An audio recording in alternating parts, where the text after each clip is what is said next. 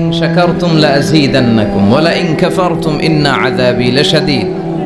যদি শুকরিয়া করো আমি নেয়ামত বাড়িয়ে দেব। আমাদেরকে নেয়ামত দেয় কে? নাকি রাম, কৃষ্ণ, দুর্গা, সরস্বতী? কে দেয়? আল্লাহ বলে আমার নেয়ামতের শুকরিয়া করলে আমি নেয়ামত বাড়িয়ে দেব। নেয়ামত আমি বাড়িয়ে দেব। আমার জিকির করলে আমিও তোমাদের স্মরণ করব। ফাইন যাকারানি ফি নাফসি যাকারতুহু ফি নাফসি। আমার বান্দা যদি একা একা আমারে স্মরণ করে, আমি বান্দারে একা একা স্মরণ করি। সুবহানাল্লাহ পড়েন। মাননীয় প্রধানমন্ত্রী যদি আমারে নিয়ে কথা কয়, ডোনাল্ড ট্রাম্প যদি আমারে নিয়ে কথা কয়, সৌদি বাদশাহ যদি আমারে নিয়ে কথা বলে, টাইমস ম্যাগাজিন যদি আমাকে নিয়ে নিউজ কভার করে, শেখ আব্দুর রহমান সুদাইস যদি আমাকে নিয়ে ভাবে, ভাল লাগবে না? তো দুনিয়ার মানুষগুলো যারা উচ্চ পদস্থ, তারা যদি আমার কথা বলে, আমার খুব ভাল লাগে, আমার হৃদয়টা আনন্দে উদ্বেলিত হয়ে যায়। কিন্তু আল্লাহ আমাকে নিয়ে ভাবে, আল্লাহ আমার কথা স্মরণ করে, ওইটা নিয়ে আমরা চিন্তা করি না। চিল্লা এখন ঠিক কিনা? কি এক আল্লাহ পাইলাম, ওনার নামটা নিলে উনিও আমার নাম নেয়। একা একা নিলে একা একা নেয়, সবাইকে নিয়ে নিলে, বিশাল বড় মহাসমাবেশ করে যদি আমরা আল্লাহর স্মরণ করি, আল্লাহর নাম নেই, আল্লাহ বলে যাকারতুহু ফি মালাইন খায়রিম মিনহু। এর চেয়েও বড় মহাসমাবেশ আমি জান্নাতে ফেরেশতাদেরকে নিয়ে করে আমি ওই বান্দাকে স্মরণ করা শুরু করে দেই। আমার বান্দা যদি আমার দিকে এক বিঘত আসতে চায়, শেবের, এটাতে আরবিতে বলে শেবের, এক শিবের আসতে চাইলে আমি বান্দার দিকে এক হাত এগিয়ে যাই। বান্দা যদি আমার দিকে এক হাত এগিয়ে আসতে চায়, আমি বান্দার দিকে দুই হাত এগিয়ে যাই। ওয়া ইন আতানি ইয়ামশি আতাইতুহু হারবালা। আমার বান্দা যদি হেঁটে হেঁটে আমার কাছে আসতে চায়, আমি আল্লাহ আমার বান্দার কাছে দৌড়ে দৌড়ে যাই। কি এক আল্লাহ আমরা পাইছি। ফাযকুরুনি ওয়াশকুরুলি ওয়ালা তাকফুরুন। আমার স্মরণ করো, আমিও তোমাদের স্মরণ করব। এজন্য আল্লাহ বলেন শুকরিয়া করো, নেয়ামত বাড়িয়ে দেব।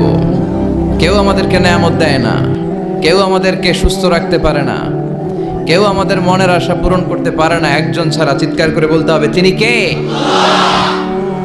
আর যদি নেয়ামতের শুকরিয়া না করো, তাহলে জেনে রেখো আমার শাস্তি বড় ভয়ঙ্কর।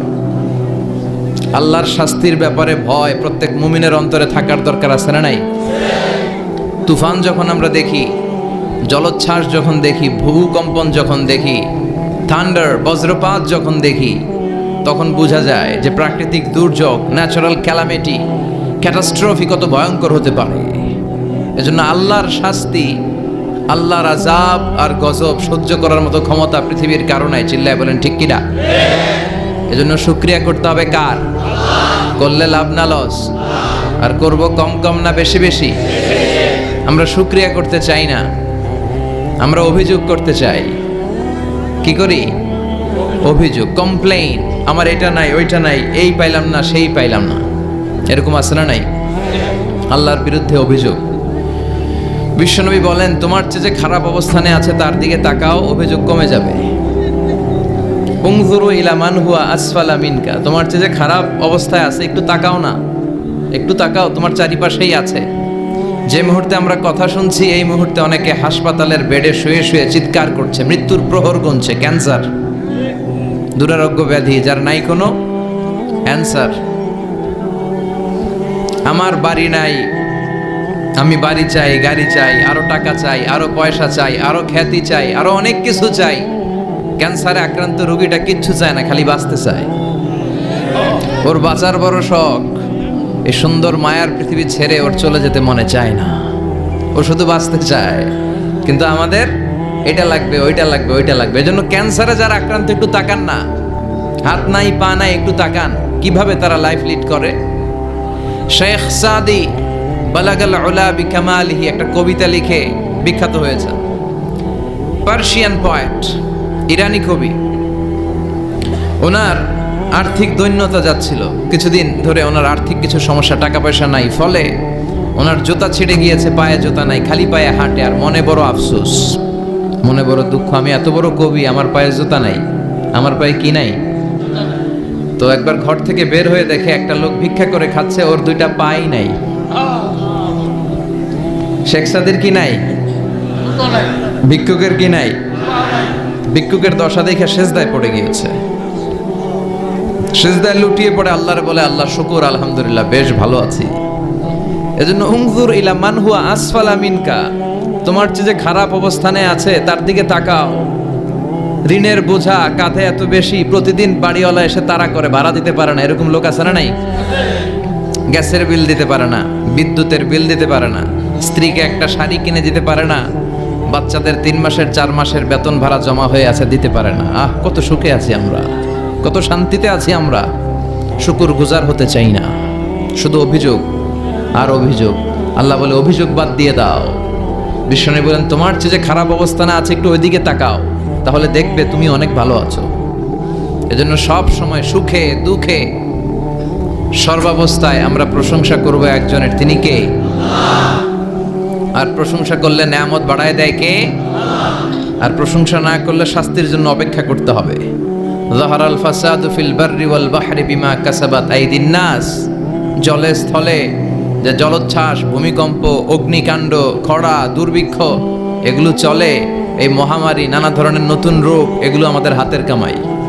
এগুলো কি আমাদের হাতের কামাই। আমরা যদি আল্লাহওয়ালা হয়ে যাই, আল্লাহর জামিনে যদি আল্লাহর দিন কায়েমের চেষ্টা করি, আল্লাহর দেয়া কোরআন অনুযায়ী যদি জীবন চালাই, আমাদের জীবনটারও শান্তিময় করে দিবে কে? আমাদের ধর্মের নামই তো শান্তি। ধর্মের নাম কি? ইসলাম। ইসলাম মানে কি? বিশ্বনবী রাজা বাদশাদের কাছে যখন চিঠি লিখতেন, তিনি প্রথমে শান্তির কথা শোনাতেন। সুবহানাল্লাহ পড়েন। দেখেন কত সুন্দর ধর্ম। আর আমাদেরকে ওরা শান্তি শিখায়, আমাদেরকে মানবাধিকার শিখায়, মানবাধিকারের কথা, শান্তির কথা মানায় একজনের মুখে, তিনি হচ্ছেন মুহাম্মদ সাল্লাল্লাহু। গোটা বিশ্ব তার কাছে ঋণী, তার কাছে কৃতজ্ঞ। তিনি শুধু দিয়েছেন, নেন নাই। সুবহানাল্লাহ পড়েন। তিনি বলেছেন, সালামুন আলা মান ইত্তাবা আল হুদা। যাদের কাছে বিশ্বনবী চিঠি পাঠাতেন তিনি লিখতেন সালাম, মানে শান্তি। শুরুতেই শান্তি কাদের প্রতি? আলা মান ইত্তাবা আল হুদা, যারা হেদায়েতকে অনুসরণ করে। রাজা বাদশাদের কাছে বিশ্বনবী চিঠি পাঠাতেন, শান্তির বাণী পাঠাতেন, তারপর লিখতেন আসলিম তাসলাম, ইসলাম মানো শান্তিতে থাকবা। কিন্তু এই ইসলামের কথাকে, এই শান্তির বাণীকে অনেকে সহ্য হয় না, আছে না নাই? এদেশেও এরকম উল্লুক্কা পাঠা আছে না নাই? এরা ইসলামের প্রচার আর প্রসারকে নাম দিয়েছে মোল্লাতন্ত্র। কি নাম দিছে? ইসলামের বিজয় এদের ভাল লাগে না, ইসলামের গণজোয়ার অগ্রযাত্রা এদের ভাল লাগে না।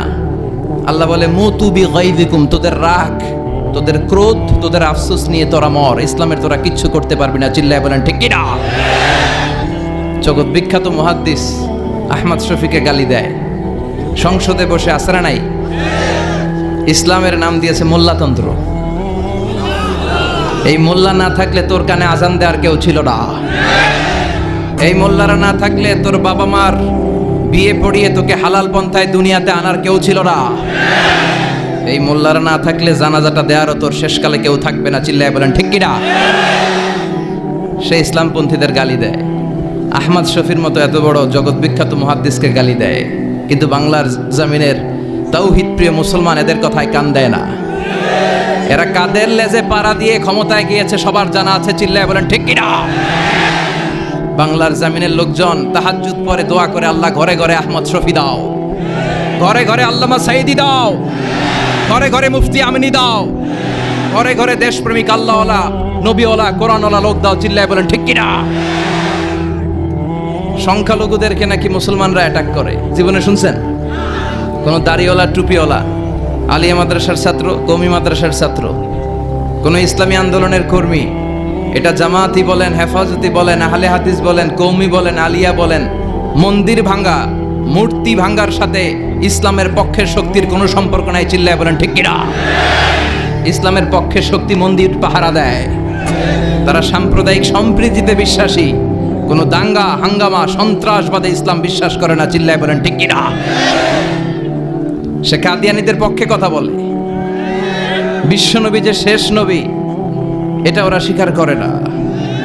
কাদিয়ানীরা, মির্জা গোলাম আহমদ কাদিয়ানী নাম শুনছেন না? পাঞ্জাবে তার জন্ম। এই বেয়াদবটা প্রথমে দাবি করেছে আমি শেষ নবী, এরপর সে দাবি করেছে আমি ইমাম মাহাদি, এরপর দাবি করেছে আমি ঈসা আলাইহিস সালাম। এই বেয়াদবটা পায়খানার ট্যাঙ্কি ভাঙ্গা এরপরে পড়ছে, ওইটার ভিতরে গু খাইয়া মরছে। নবীরা যেখানে মারা যায়, নবীরা পবিত্র, নবীরা যেই জায়গাটায় মরে ওই জায়গাটাও পবিত্র। বিশ্বনবী পবিত্র না? বিশ্বনবী মা আয়েশার ঘরে ইন্তেকাল করলেন, ওই জায়গাটা পবিত্র না?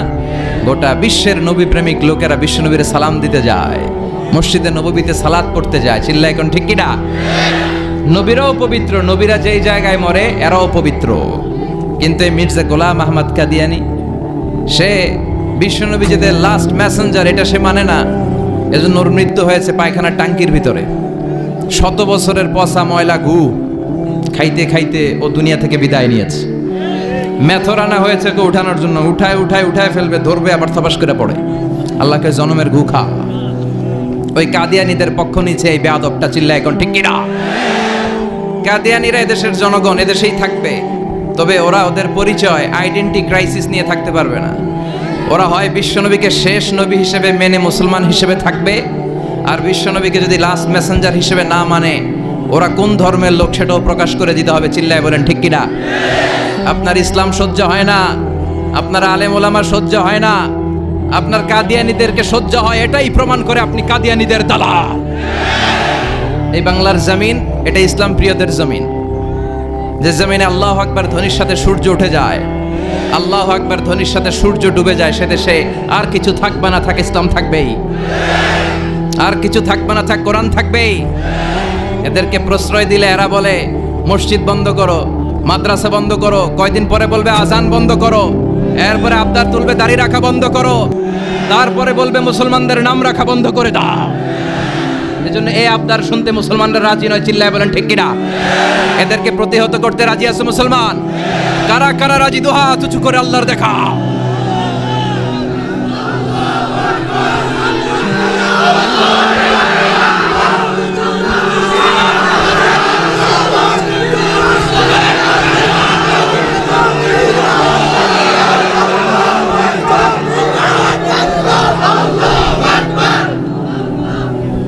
সূর্যরে ভেটকি মারলে সূর্যের কিছু হয়?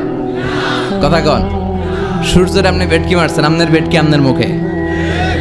এজন্য ইসলামের আলোকে ওরা নিভিয়ে দিতে চায়। আল্লাহ বলে কিয়ামত পর্যন্ত ইসলামের বিজয়কে আমি আল্লাহ সমুন্নত রাখবো। চিল্লায় বলেন ঠিক কিনা? এই বেয়াদবটা এত বড় আলেমের বিরুদ্ধে কথা বলেছে, সারা বাংলাদেশে যে উত্তাল গণজোয়ার তৈরি হয়েছে, অবস্থা দৃষ্টে মনে হচ্ছে ওই আলেমের পা ধরে ওর মাপ চাওয়া লাগবে। চিল্লায় এখন ঠিক কিনা? বাংলাদেশে একটা কথা কয়, নিন্দে পাখি পিন্দে। কথা বলেন। তসলিমা নাসরিন নারীদের নিয়ে বই লিখছে, নারীদের কোনো দেশ নেই। এরপরে বোরকার বিরুদ্ধে কথা লিখছে, শেষ পর্যন্ত সে বাংলাদেশে থাকতে পারে নাই। ওরে যখন ইন্ডিয়াতে লুকিয়ে নেওয়া হয়, ওর গায়ে বোরকা পরিয়ে নেওয়া লেগেছিল। চিল্লায় বলেন ঠিক কিনা? আমরা এদের হেদায়েতের দোয়া করি, আমরা প্রত্যেকের জন্য হেদায়েতের দোয়া করি প্রথমে। আর যদি হেদায়েত নসিবে না থাকে, কারুন, সাদ্দাত, নমরুদ আর ফেরাউনের যে দশা হয়েছে, বাংলার জমিনের ইসলাম বিরোধী এই বেহায়াদের ওই দশা আল্লাহ তুমি করে দাও। ইসলাম হচ্ছে শান্তির ধর্ম। আমরা সবসময় সাম্প্রদায়িক সম্প্রীতি, ভালোবাসা এটাতে বিশ্বাসী। হিন্দুরা ঢোল বাজায়, আমরা কিছু বলি না। আমরা তাফসীর মাহফিল করি, ওদের যারা ভদ্র তারাও কিছু বলে না। ঠিক কিনা? এই ইসলাম বিরোধীরা এরাই হিন্দু মুসলমানদের মধ্যে যে সম্প্রীতি এটাকে নষ্ট করতে চায়।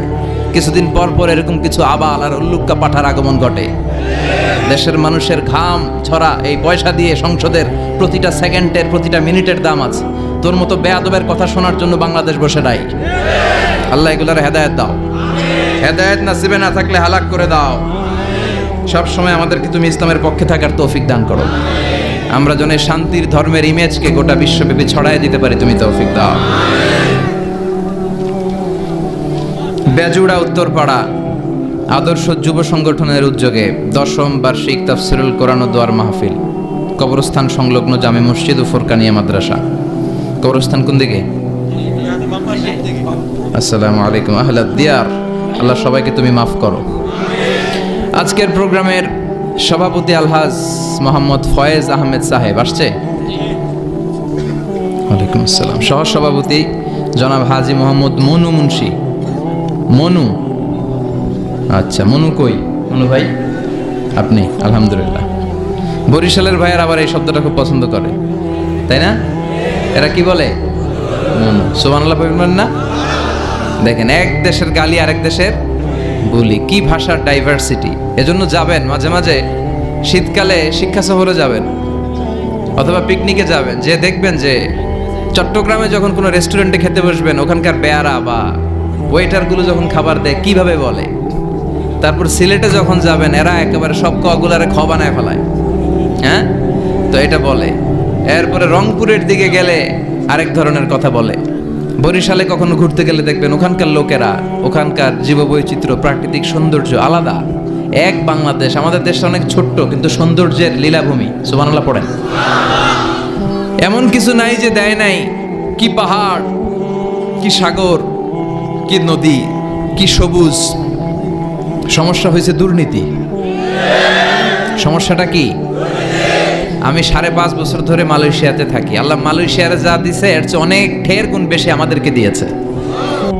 আমাদের দেশের পর্যটন মোটেল, পর্যটন কর্পোরেশন আর ট্যুরিজম যে মিনিস্ট্রি আছে, এটা যদি সুন্দর প্ল্যান করে এই দেশটারে কাজে লাগাতে পারতো, আমরা ট্যুরিস্টদেরকে জায়গা দিয়ে কুলাতে পারতাম না। আমাদের দেশের ছেলেপেলেরা যেগুলো লেখাপড়া করে না, এগুলো কামলা দিতে যায় বিদেশ। এই দেশটারে সাজাইলে এখানে ট্যুরিজমকে দেখাশোনা করার জন্য আমাদের প্রত্যেকটা ছেলের কর্মসংস্থানের ব্যবস্থা হয়ে যেত। এগুলো নিয়ে চিন্তা নাই, এরা ঘুরতে যায় বিভিন্ন দেশে, দেশ নিয়ে চিন্তা নাই। আল্লাহ আমাদের নেতাদেরকে তুমি হেদায়েত দাও। এজন্য ঘুরবেন, দেশটাকে ঘুরবেন। আমি আমার ছোটবেলাতেই পুরো বাংলাদেশ ঘুরে ফেলছি।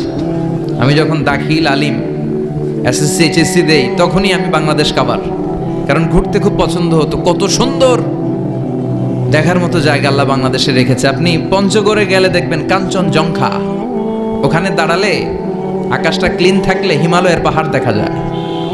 বাংলাদেশ থেকে দাঁড়িয়ে কাঞ্চনজঙ্ঘা থেকে হিমালয় দেখা যায়। ওই জায়গাটারে যদি ট্যুরিজমের জন্য প্রমোট করা হতো, lakh lakh tourist Europe America থেকে ছুটতো। এখন এই দেশে আসে না, সিকিউরিটি নাই, কোনো নীতিমালা নাই, কোনো নিয়ম কানুন নাই। এজন্য এই দেশে আল্লাহর রহমত নাই। একের পর এক গজব দিয়ে আল্লাহ আমাদেরকে পরীক্ষা করছে। চিল্লা এখন ঠিক কিনা? আল্লাহ তুমি গজব থেকে বাঁচাও, তোমার রহমত নাজিল করো, আমাদের সবাইকে মাফ করো।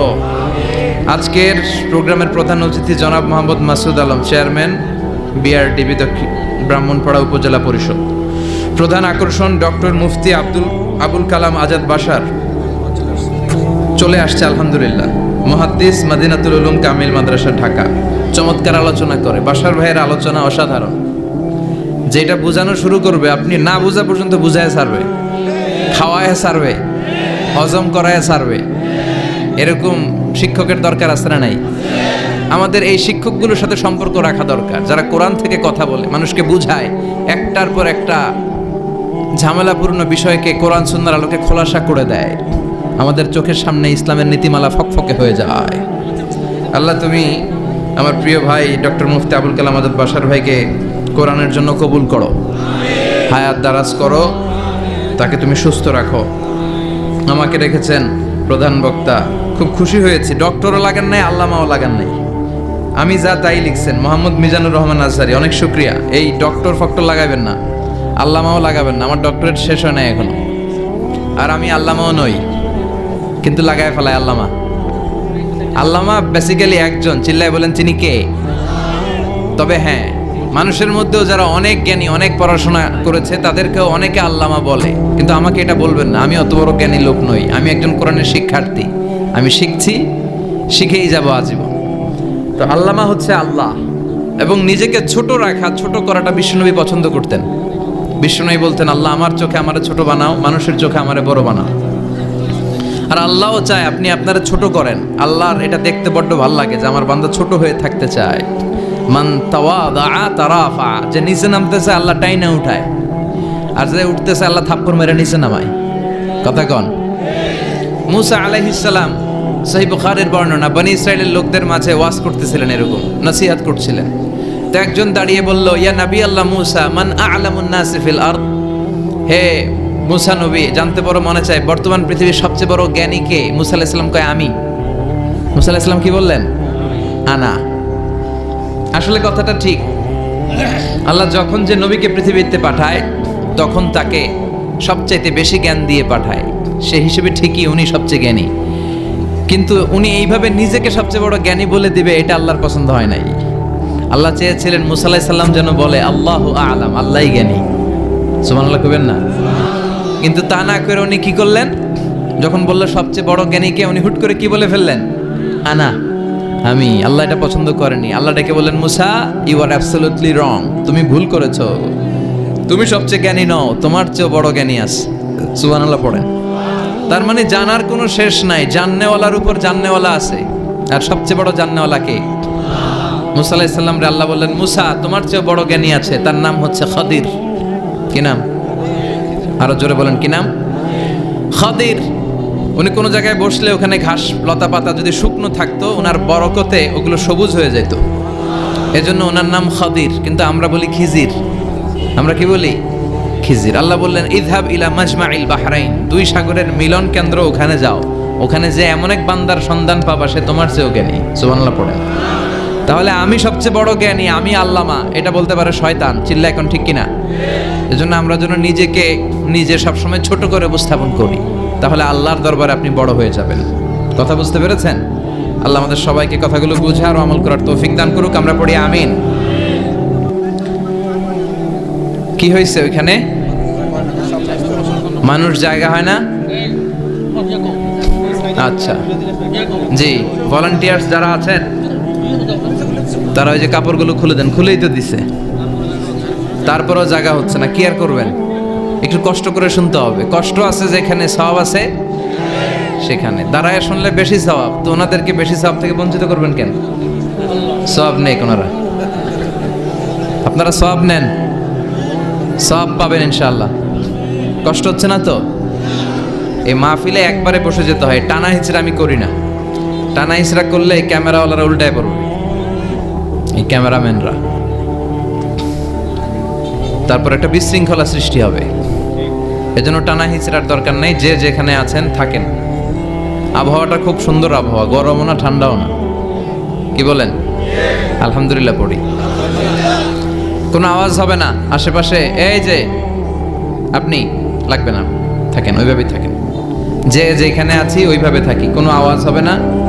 আমার সময় খুব কম, একটু পরেই আমাদের প্রধান মুফাসসির চলে আসবে। উনি আসার আগ পর্যন্ত কিছু কথা আমরা শোনার চেষ্টা করি, শিখার চেষ্টা করি। আমরা শিখতে এসেছি, শিখতেই হবে, আপনাকে পড়তেই হবে। কোরআনের প্রথম কথা হচ্ছে পড়ো, আর নিজের জীবন গড়ো। ঠিক কি না? পড়তেই হবে আপনাকে, না পড়ে উপায় নাই। যখন যে অবস্থায় থাকবেন পড়বেন। জীবনে আমি আমার একটা কিছু মটো আছে, লক্ষ্য, এটাকে খেয়াল করে আমি চলি। বিষয়টা হচ্ছে এরকম যে আমি কখনো হারি না, আমি হয় জিতি নয় শিখি। এরকম একটা অ্যাটিটিউড রাখবেন যে শিখতে আমাকে হবেই, কিন্তু হেরে যাব না আমরা। চিল্লায় বলেন ঠিক কিনা? এবং শিখাটাই আপনাকে মুক্তি দিতে পারে।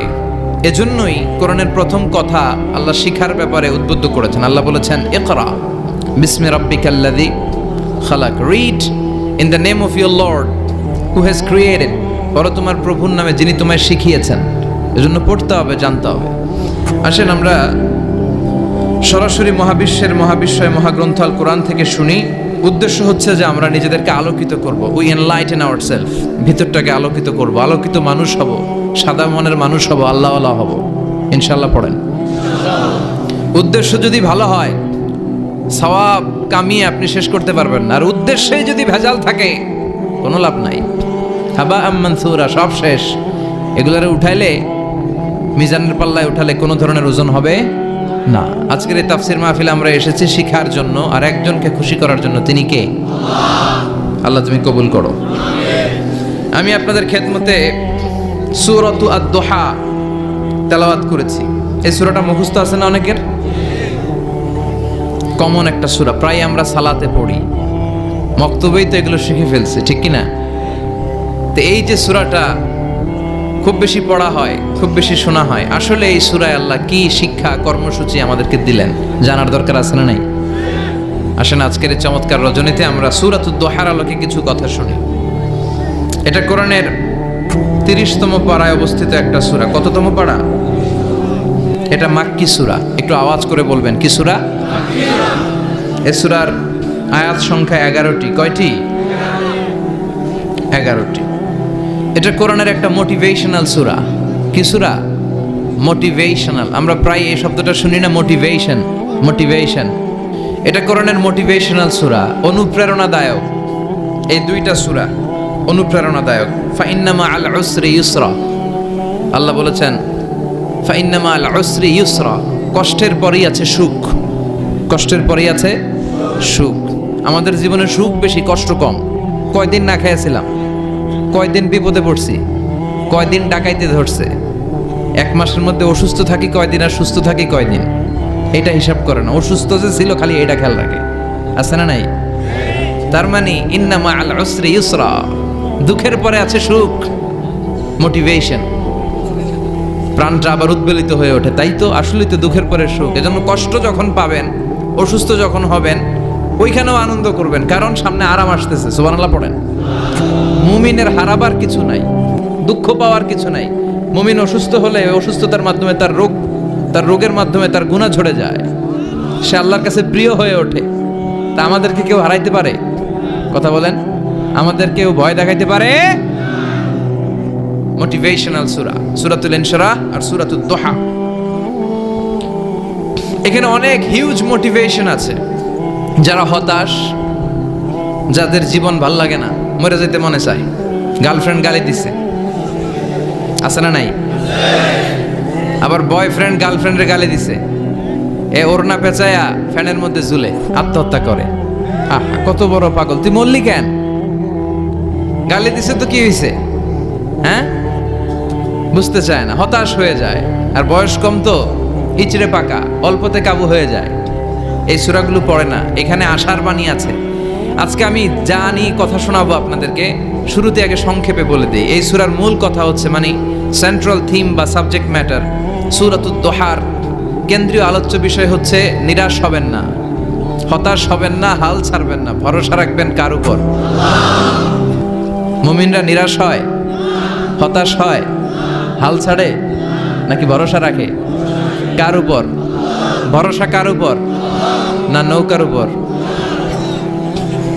ধানের শীষ, নাঙ্গল, হাত পাখা, দাড়িপাল্লা, ভরসা থাকবে একজনের উপর। চিল্লায় বলেন, তিনি কে? Never be sad, never lose hope. Every time you feel like you cannot go on, you feel so lost that you are so alone. Don't despair and never lose hope, 'cause Allah is always by your side. Insha'Allah, Insha'Allah, Insha'Allah, you'll find your way. Insha'Allah, Insha'Allah, Insha'Allah, you'll find your way. Every time you feel like you cannot go on, you feel so lost that you are so alone. Don't despair and never lose hope, 'cause Allah is always by your side. Insha'Allah, পড়েন, Insha'Allah, Insha'Allah, you'll find a way. Insha'Allah, Insha'Allah, Insha'Allah, you'll find a way. ঠিক কি না? কি সুন্দর nasheed. Never lose hope, you will find your way. তুমি তোমার পথ খুঁজে পাবে। আমাদেরকে পথ দেখায় কে? আল্লাহ। এজন্য সূরাতুদ দুহার কেন্দ্রীয় আলোচ্য বিষয় হচ্ছে হতাশ হওয়া যাবে না, নিরাশ হওয়া যাবে না, হাল ছাড়া যাবে না, ভরসা রাখতে হবে একজনের উপরে। চিৎকার করে বলেন, তিনি কে? হতাশ যারা, ফ্রাস্ট্রেটেড আপসেট পিপল, তাদের জন্য, হতাশ ব্যক্তিদের জন্য এই সূরাটা একটা আলোকবর্তিকা, একটা আলোর মশাল। এই সূরাটা পড়লেই হতাশ ব্যক্তিরা মনে শান্তি পায়, আশা ফিরে পায়, দিক ফিরে পায়, ঠিক কি না? এই সূরাটা নাজিল হওয়ার একটা ব্যাকগ্রাউন্ড আছে, শুনবেন। বিষ্ণু ঈসা ইসলামের কাছে যখন ওহী নাজিল হতে শুরু করলো, বিষ্ণু ঈসা ইসলাম ওহির কথাগুলো পৌঁছে দিতে লাগলেন। যাই নাজিল হতো বিষ্ণুনবী পৌঁছে দিতেন। বিষ্ণুনবী সাহাবাদের কাছে শেয়ার করে দিতেন, যেটাই নাজিল হতো তিনি পৌঁছে দিতেন, যেটাই, কারণ আল্লাহর আদেশ, ইয়া আইয়ুহার রাসূল বাল্লিগ মা উনজিলা ইলাইক, ও নবী আপনার কাছে আমি ওহী থেকে যা নাজিল করি সব পৌঁছে দেন, একটাও গোপন করা যাবে। আল্লাহর কাছ থেকে বিশ্বনবী যে সমস্ত মেসেজ, ইনফরমেশন, তথ্য, রেভেলেশন ওহী পেয়েছে, একটাও কি বিশ্বনবী গোপন করেছে? সব প্রকাশ করে গিয়েছে, সব শেয়ার করে গিয়েছে। বিশ্বনবী শেয়ার করতে লাগলেন। সকালে যা নাজিল হয় শেয়ার করেন, দুপুরে নাজিল হয় শেয়ার করেন, রাতে নাজিল হয় শেয়ার করেন, শেয়ার করতে লাগলেন। কিন্তু কি অবাক করা কাণ্ড, হঠাৎ করে এই ওহী আসার ধারাবাহিকতা আল্লাহ বন্ধ করে দিলেন। ওহী আর আসে না, আকাশ থেকে নতুন তথ্য আর নামে না। ঘটনা কি? ওহী আসে না কেন? তথ্য আসে না কেন? জিব্রাইল আসে না কেন? কোন বর্ণনায় এসেছে 15 দিন, কোন বর্ণনায় 1 মাস, 3 মাস, এমনকি 6 মাস পর্যন্ত বর্ণনা পাওয়া যায় যে বিশ্বনবীর কাছে 6 মাস ওহী আসে নাই। বিশ্বনবী তো অবাক, ঘটনা কি? ওহী নামে না কেন? আর ওহী না আসলে তো বিশ্বনবী শেয়ার করতে পারে না। এতদিন যা আসতো বলে বেড়াতো, এখন আসেও না, বলতেও পারে না। কাফির মুশরিকরা বিশ্বনবীর গালি দিতে শুরু করলো, মুহাম্মদের রব মুহাম্মদের ভুইলা গেছে, মুহাম্মদের আল্লাহ মুহাম্মদের ছেড়ে দিয়েছে। বিশ্বনবীর চাচি আবু লাহাবের স্ত্রী উম্মে জামিল বলতে শুরু করলো, কি মুহাম্মদ, তোমার শয়তানটা তোমার কাছে আসে না? না, শয়তান দ্বারা তিনি জিব্রাইলকে বুঝিয়েছেন যে তোমার জিব্রাইল তোমার কাছে আসে না। এভাবে সবাই গালমন্দ করতে শুরু করলো যে মুহাম্মদের আল্লাহ মুহাম্মদকে ভুলে গিয়েছে। বিষ্ণু ঈসা ইসলাম নিজেও হতাশ হয়ে গেলেন। কি রে, ওহী আসে না কেন? আমার কোনো ভুল হচ্ছে না তো? আমার কোনো অপরাধ হয়ে গেল না তো? আল্লাহ কি আমার উপর অসন্তুষ্ট হয়েছেন? আল্লাহ কি আসলেই আমারে ভুলে গেছেন? আল্লাহ কি আমাকে ত্যাগ করেছেন? তিনি কি আমার উপর রেগে আছেন? আমরাও মাঝে মাঝে এরকম হতাশ হয়ে পড়ি। এরকম হতাশ লোক আছে না নাই? কিরে, আমার দোয়া কবুল হয় না কেন? আল্লাহ আমার ডাকে সাড়া দেয় না কেন? আমার জীবনে এত দুঃখ কেন? আমার জীবনে তো ভালো কিছু হয় না, খালি সব কষ্ট আমার কেন? এরকম আছে না নাই? এরকম হতাশদের জন্য এই সূরাটা একটা আলোকবর্তিকা, মোটিভেশনাল সূরা। আলহামদুলিল্লাহ পড়েন। বিশ্বনবীকে আল্লাহ আশ্বস্ত করলেন আর এই সূরাটা নাজিল করলেন আর বললেন, ওয়াদ-দুহা, ওয়াদ-দুহা, দুহা মানে আলো, দুহা মানে আলো, প্রভাতের সূর্য কিরণের শপথ। Look up, the sunlight, it's a very beautiful day out there. ও নবী, হতাশ হবেন না, বেরোন, সকালের সূর্যটা কত সুন্দর, কি ঝলঝলে পৃথিবী, ফকফকে আর তকতকে, দেখলেই মনটা ভরে যায়, ঠিক কি না? দোহা, দোহা মানে আলো, আশার আলো, সম্ভাবনার আলো। আমাদের জীবনে আলোর দরকার আছে না নাই? আলো না থাকলে আমরা বাঁচতে পারবো? আলো লাগে বড় ভালো। এই আজকে আলো না থাকলে আমার দেখা যাইতো? এজন্য কোরআনকে আল্লাহ আলো বলেছেন। কোরআনকে কি বলেছে? কিতাবুন আনজালনাহু ইলাইকা লিতুখরিজান নাসা মিনাল যুলুমাতি ইলান নূর। Muhammad, I've revealed this holy Quran unto you to lead the mankind out of darkness into the light. অন্ধকার থেকে লাইট, লাইট মানে কি? আলো, আলোর দিকে নেওয়ার জন্য এই কোরআন পাঠিয়েছি। আবার বিশ্বনবীকেও আল্লাহ নূর, নূরের সাথে তুলনা করেছেন। আবার বিশ্বনবী আল্লাহর কাছে নূর চাইতেন, বলতেন, আল্লাহ আমার ডানে আলো দাও, আমার বায়ে আলো দাও, আমার সামনে আলো দাও, পিছনে আলো দাও, উপরে আলো দাও, নিচে আলো দাও, আমার দেহে আলো দাও, আমার মাংসপেশির ভিতরে আলো দাও, আমার হাড্ডির ভিতরে আলো দাও, আমার জন্য তুমি আলো দাও। পড়ে না আমিন? এজন্য আলো ছাড়া বেঁচে থাকা অসম্ভব।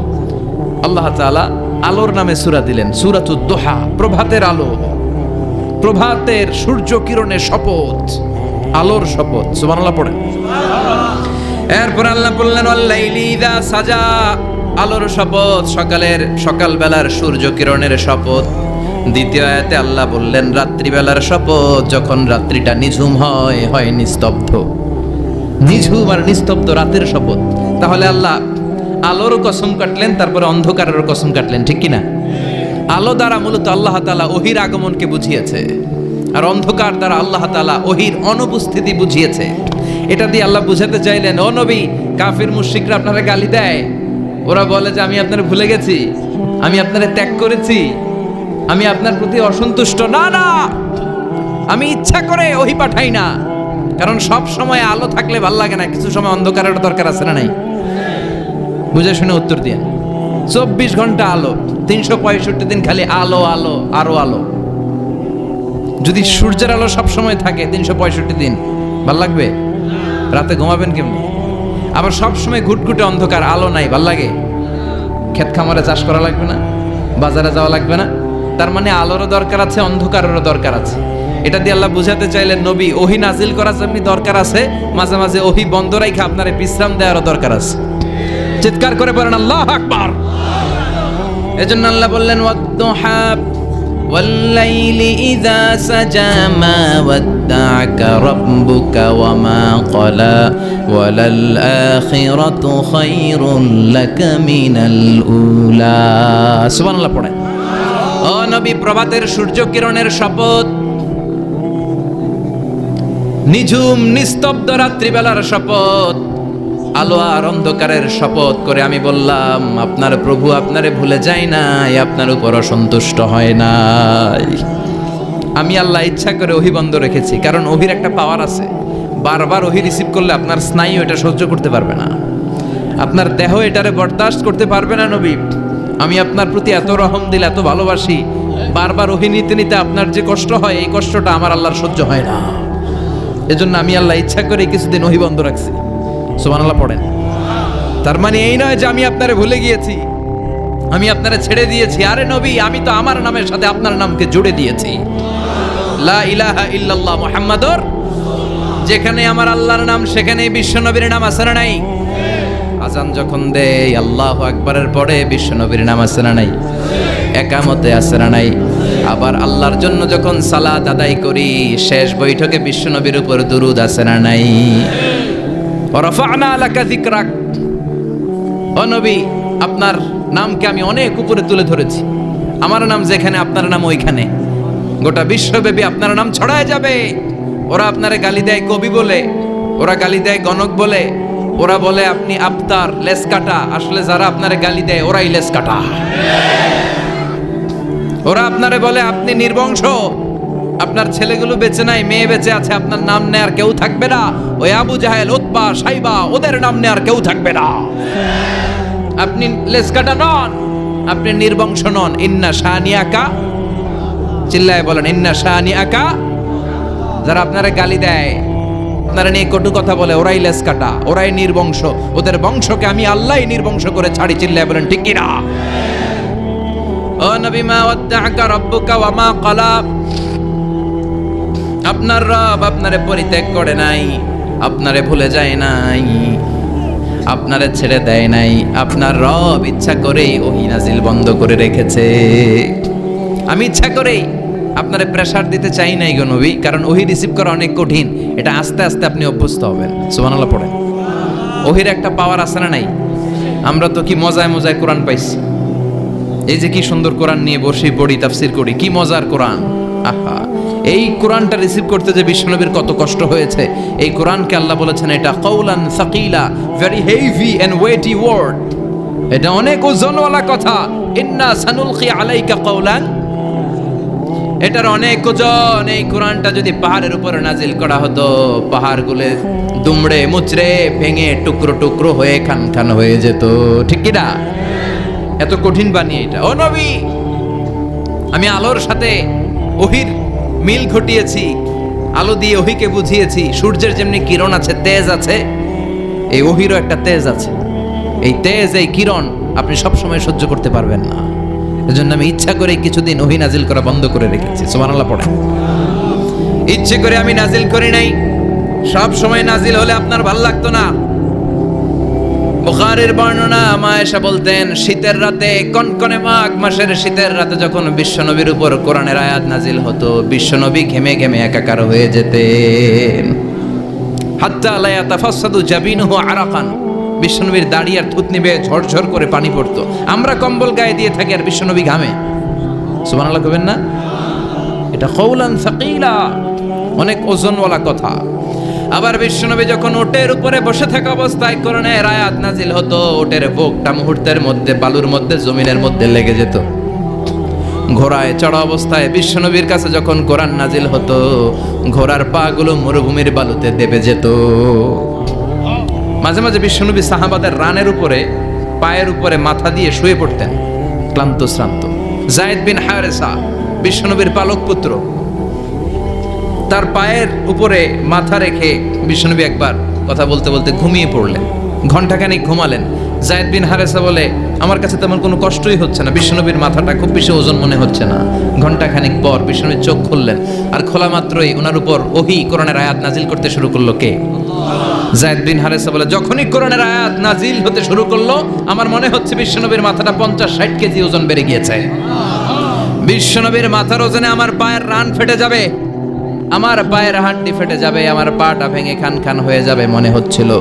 তার মানে কোরআনের আয়াত যখন নাজিল হয়, বিশ্বনবীর উপর একটা প্রেসার আছে না নাই? এই জন্য আল্লাহ বললেন, নবী আমি আপনার ভুলে যাই নাই। কাফেররা যেমনি আপনারে গালি দেয় যে আমি আপনারে ভুলে গিয়েছি, আপনার উপর আমি অসন্তুষ্ট, নেভার, অসম্ভব। আমি আপনার উপর কখনো অসন্তুষ্ট নই, বরং আমি ইচ্ছা করি আপনার উপর থেকে প্রেসার কমিয়ে দেওয়ার জন্য কয়েকদিন ইচ্ছা করে আপনারে ছুটিতে রাখছি। সুবহানাল্লাহ পড়েন, যাতে করে আবার এনার্জি গায়ে নেওয়ার পরে নতুন করে কোরআনের আয়াত রিসিভ করার জন্য আপনি সক্ষম হন। চিল্লায় পড়তে হবে আল্লাহু আকবার। এজন্য আল্লাহ বললেন, ওয়াদ-দুহা ওয়াল-লাইলি ইযা সাজা মা ওয়াদ্দা'আকা রাব্বুকা ওয়া মা ক্বালা ওয়ালাল আখিরাতু খায়রুল লাকা মিনাল উলা। এরপর আল্লাহ বললেন, নবী ওয়ালাল আখিরাতু খায়রুল লাকা মিনাল উলা, and verily indeed the hereafter is far better for you than this dunya. এই দুনিয়ার চেয়ে আপনার জন্য আখিরাতটা অনেক দামি। খায়রুল লাকা মিনাল উলা, এই দুনিয়ার চেয়ে আখিরাতটা অনেক শ্রেষ্ঠ। এতে আল্লাহ বললেন দুনিয়ার চেয়ে আখিরাত শ্রেষ্ঠ, আর এক আয়াতে আল্লাহ বললেন দুনিয়ার চেয়ে আখিরাত হলো স্থায়ী। ঠিক কি না? বাল তুফিরুনাল হায়াতাদ দুনিয়া ওয়াল আখিরাতু খায়রুন ওয়া আবকা। তোমরা দুনিয়ার জীবন নিয়ে পাগল পাড়া হয়ে থাকো, আল্লাহ বললেন দুনিয়ার জীবনের চাইতে আখিরাতের জীবন শ্রেষ্ঠ এবং স্থায়ী। ঠিক কি না? কার কথা? দুনিয়া স্থায়ী না আখিরাত স্থায়ী? দুনিয়া শ্রেষ্ঠ না আখিরাত শ্রেষ্ঠ? কিন্তু আমরা কোনটার পিছনে দৌড়াই? খালি দুনিয়া দুনিয়া। দুনিয়া কে মজা লে লো, দুনিয়া তোমারই হ্যায়, কিন্তু জান্নাত কে মজা লে লো, জান্নাত তোমারই হ্যায়, ওইটা কয় না? আছে না নাই? দুনিয়ার পেছনে পাগল হয়ে আমরা পড়ে থাকি। এই দুনিয়ার জীবনটা একটা মায়াজাল, এটা একটা মরিচিকা। এই মরিচিকা, এই ধোঁকা, এই লালসা আর এই মায়াজালের পেছনে আমরা ছুটছি। ছুটতে ছুটতে হুট করে একবার কবরের ভিতরে ঢুকতে হবে। কথা বলেন, তখন আমাদের টনক নড়বে। এজন্য দুনিয়া মুমিনদের জন্য শ্রেষ্ঠ আর স্থায়ী জায়গা নয়। মুমিনের আসল জায়গা হচ্ছে আখিরাত। মুমিনের শান্তি আর কল্যাণের জায়গা হচ্ছে আখিরাত। জান্নাত হচ্ছে মুমিনের শেষ ঠিকানা। চিৎকার করে বলেন ঠিক কি না? সেটাই বিশ্বনবীরে বললেন, নবী কাফির মুশরিকদের কথা আপনি কান দিবেন না, ওদের কথায় হতাশ হবেন না, নিরাশ হবেন না, হাল ছাড়বেন না, ভরসা রাখবেন কার উপর? কারণ ওয়ালাল আখিরাতু খায়রুল লাকা মিনাল উলা, এই দুনিয়ার জীবন ক্ষণস্থায়ী জীবন, চিরকালীন জীবন হলো আখিরাত। নবীরে কিভাবে আশ্বাস দিতেছে দেখছেন? অ্যাসিউরেন্স করতেছে, কনফার্মেশন। এই সূরাটা যে শান্তির সূরা, মোটিভেশনের সূরা, অনুপ্রেরণার সূরা, ইন্সপাইরেশন যে জায়গায়, প্রতিটা আয়াতে আপনি ইন্সপাইরেশন পাবেন। তো প্রতিটা আয়াতে আপনি উজ্জীবিত হবেন, সজীব হবেন, এনথিউজিয়াস্টিক এন্ড এনার্জেটিক হবেন, আপনি এনার্জি ফিরে পাবেন। আলহামদুলিল্লাহ পড়েন। এরপরে বিশ্বনবীর আরো খুশি করার জন্য আল্লাহ বললেন, ওয়ালা সাউফা ইউতিকা রাব্বুকা ফাতারদা। ও নবী, অচিরে এমন এমন জিনিস আমি আপনারে দান করব, এগুলো পেয়ে আপনি খুশি হয়ে যাবেন। কে বলে? কারে বলে? শুনতেছেন? বুঝতেছেন? কষ্ট হচ্ছে না তো? ওয়ালা সাউফা ইউতিকা রাব্বুকা ফাতারদা। অচিরেই এমন এমন জিনিস আমি আল্লাহ আপনারে দান করবো। ওরা আপনারে গালি দেয়, ওদের কথা আপনার মন খারাপ, আপনি হতাশ, ভয় পাবেন না নবী, হতাশ হবেন না, নিরাশ হবেন না, আমার উপর ভরসা রাখেন না। এমন এমন জিনিস আমি আপনারে দেব, ফাতারদা, ওগুলো পেয়ে আপনি খুশি হয়ে যাবেন। সুবহানাল্লাহ পড়েন। আল্লাহর কাজই হলো বিশ্বনবীরে খুশি রাখা। Verily I'm gonna give you something that will make you happy। এমন জিনিস আপনারে দেব নবী, আপনি খুশি হয়ে যাবেন। আল্লাহর কাজই হচ্ছে বিশ্বনবীর খুশি রাখা। যেখানে বিশ্বনবীর মন খারাপ ওইখানে বিশ্বনবীর আল্লাহ আছে না নাই? বিশ্বনবীর উপাধি দিয়েছেন আল্লাহ হাবিবুল্লাহ, কি দিয়েছে? আর সাইয়েদনা ইব্রাহিমের উপাধি খলিলুল্লাহ। দুইজনই আল্লাহর প্রিয়, দুইজনই উলুল আজমি মিনার রসুল। কিন্তু খলিল মানেও বন্ধু, হাবিব মানেও বন্ধু। খলিল মানে এমন বন্ধু যেই বন্ধু আল্লাহরে খুশি করার জন্য কাজ করে, আর হাবিব মানে এমন বন্ধু যেই বন্ধুরে খুশি রাখার জন্য আল্লাহ নিজেই কাজ করে। কি শান, কি মান এই নবীর! আর ওই নবীরে গালি দেয়। এগুলো জাহান্নামের নরকীট আর পিতৃ পরিচয়হীন জারদ সন্তান। As a father, as a teacher, as a commander, as a lawgiver, as a lawmaker, as a reformer of the society, Muhammad is the Superman of the world.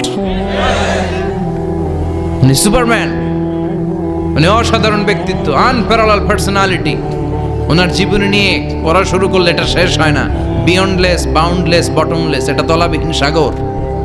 বিশ্বনবীর জীবনী একটা সাগর, কিন্তু সাগরের কি নাই? সুবহানাল্লাহ কইবেন না? এই বিশ্বনবীর খুশি রাখা কার কাজ? যেখানে বিশ্বনবী হতাশ, যেখানে বিশ্বনবীর মন খারাপ, বিশ্বনবীর মন ভালো করে দেয় কে? এজন্য আল্লাহ বললেন ওয়ালা সাউফা ইউতিকা রাব্বুকা, অচিরেই আপনার রব আপনাকে এমন এমন জিনিস দান করবে নবী, এগুলো পেয়ে আপনি খুশি হয়ে যাবেন। কিভাবে নবী খুশি হয়েছে, কিভাবে নবীর আল্লাহ খুশি রাখবে শুনবেন? শুনবেন দেখেন, খেয়াল করে বুঝতে হবে কিভাবে আল্লাহ তাআলা বিশ্বনবীকে খুশি করেন। দেখেন, বিশ্বনবীর প্রথম কোথায় খুশি করলেন? বিশ্বনবী মক্কার জমিনে দাওয়াতি কাজ যখন শুরু করলেন, তিনি দেখলেন বিশ্বনবী খুব ভালো অ্যানালাইসিস করতে পারতেন। তিনি মক্কার সোসাইটিটাকে, সমাজটাকে বিশ্লেষণ করে অ্যানালাইজ করে উনি দেখলেন যে এই মক্কায় দাওয়াতি কাজের একটা শক্ত অবস্থান নিতে হলে দুইজন লোকের একজন আমার চাই। সুবহানাল্লাহ পড়েন। কি বিশ্লেষণ শক্তি, কি চিন্তা শক্তি! উনি ঘেটে ফেললেন, উনি বুঝে ফেললেন সবাইকে দেখে যে দুইজনের একজন আমার সাথে না থাকলে আমার দাওয়াতি কাজ চালানো কষ্ট হয়ে যাবে। এজন্য গভীর রাতে তাহাজ্জুদের নামাজ শেষে আল্লাহর কাছে কেঁদে কেঁদে বিশ্বনবী দোয়া করে, আল্লাহুম্মা আইজ্জাল ইসলাম বি আহাব্বির রাজুলাইনি ইলাইক। আল্লাহ, দুইজন লোকের যেই লোকটারে তোমার দরবারে মকবুল মনে হয়, ভালো লাগে, পছন্দ হয়, তাদের একজনকে ইসলামের ভেতরে ঢুকিয়ে দিয়ে ইসলামকে তুমি বিজয় দান করে দাও। ও আল্লাহ, দুইজনের একজনকে আমার চাই। একজন হলো আবি জাহাল ইবনে হিশাম, হিশামের বেটা আবু জাহাল, আও উমর ইবনুল খাত্তাব, অথবা খাত্তাবের বেটা উমর। সুবহানাল্লাহ পড়ে। সাথে সাথে দোয়া কবুল করলো কে? কার জন্য করলো? নাকি আবু জাহেলের জন্য? আবু জাহেলের চোখের সামনে পর্দা ছিল, ও পর্দা সরায় না। ওর অন্তরে পর্দা, ও পর্দা উঠে সত্যটা দেখতে চায় না। এজন্য ওর জন্য গোটা বিশ্ববাসীর আছে ঘৃণা। ও যেখানে মারা গেছে, ওর যেখানে জন্মস্থান, ওইখানে সৌদি সরকার ল্যাট্রিন বানায় থুইছে, ঘৃণার প্রতীক। ওইখানে তো অন্য কিছু বানাইতে পারতো, ল্যাট্রিন বানাইতে যাবে কেন? গোটা বিশ্বের মানুষ যায় যেন এটা ভরাই দিয়ে আসতে পারে। কথা বলেন। এই বেয়াদবটার জন্য আল্লাহ দোয়া কবুল করে নাই। ওমরে ফারুক রাগী ছিলেন, কিন্তু সত্য প্রকাশে, সত্য গ্রহণে আপোষহীন। সত্য দেখলেই উনি মেনে নিতেন। এটা জাহেলি যুগে ওনার মধ্যে এই গুণ ছিল। আল্লাহু আকবার। বিশ্বনবী কেঁদে কেঁদে দোয়া করে, আল্লাহ, মক্কার জমিনে এই দুইজনের একজন যদি কালেমা না পড়ে, মক্কার জমিনে দাওয়াতি কাজ চালিয়ে যাওয়া কঠিন হয়ে যাবে। হয় হিশামের বেটা আবু জাহেল কিংবা খাত্তাবের বেটা ওমরকে তুমি ইসলামে ঢুকাও। আল্লাহ ওমরের জন্য দোয়া কবুল করলেন। বিশ্বনবী তখনও বুঝতে পারেন এই দোয়াটা কার জন্য কবুল। হঠাৎ ওমরে ফারুক বিশাল একটা নাঙ্গা তলোয়ার নিয়ে বিশ্বনবীকে হত্যা করার জন্য ছুটে এলো। বিশ্বনবী তখন মক্কার আরকাম ইবনে দারুল আরকামের ঘরে সাফা পাহাড়ের পাদদেশে লুকিয়ে লুকিয়ে দাওয়াতি কাজ করতেন। আশেপাশে সাহাবীরা বসা।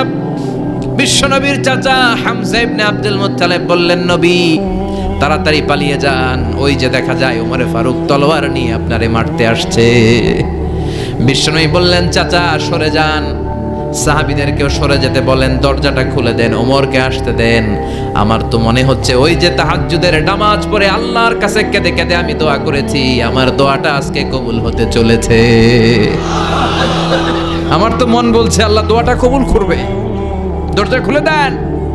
ওমর ফারুক চলে আসলেন, এসে তলোয়ার রেখে দিয়ে আঙ্গুল উঁচু করে বললেন, আশহাদু আল্লা ইলাহা ইল্লাল্লাহ আশহাদু আন্নাকা মুহাম্মদ রাসূলুল্লাহ।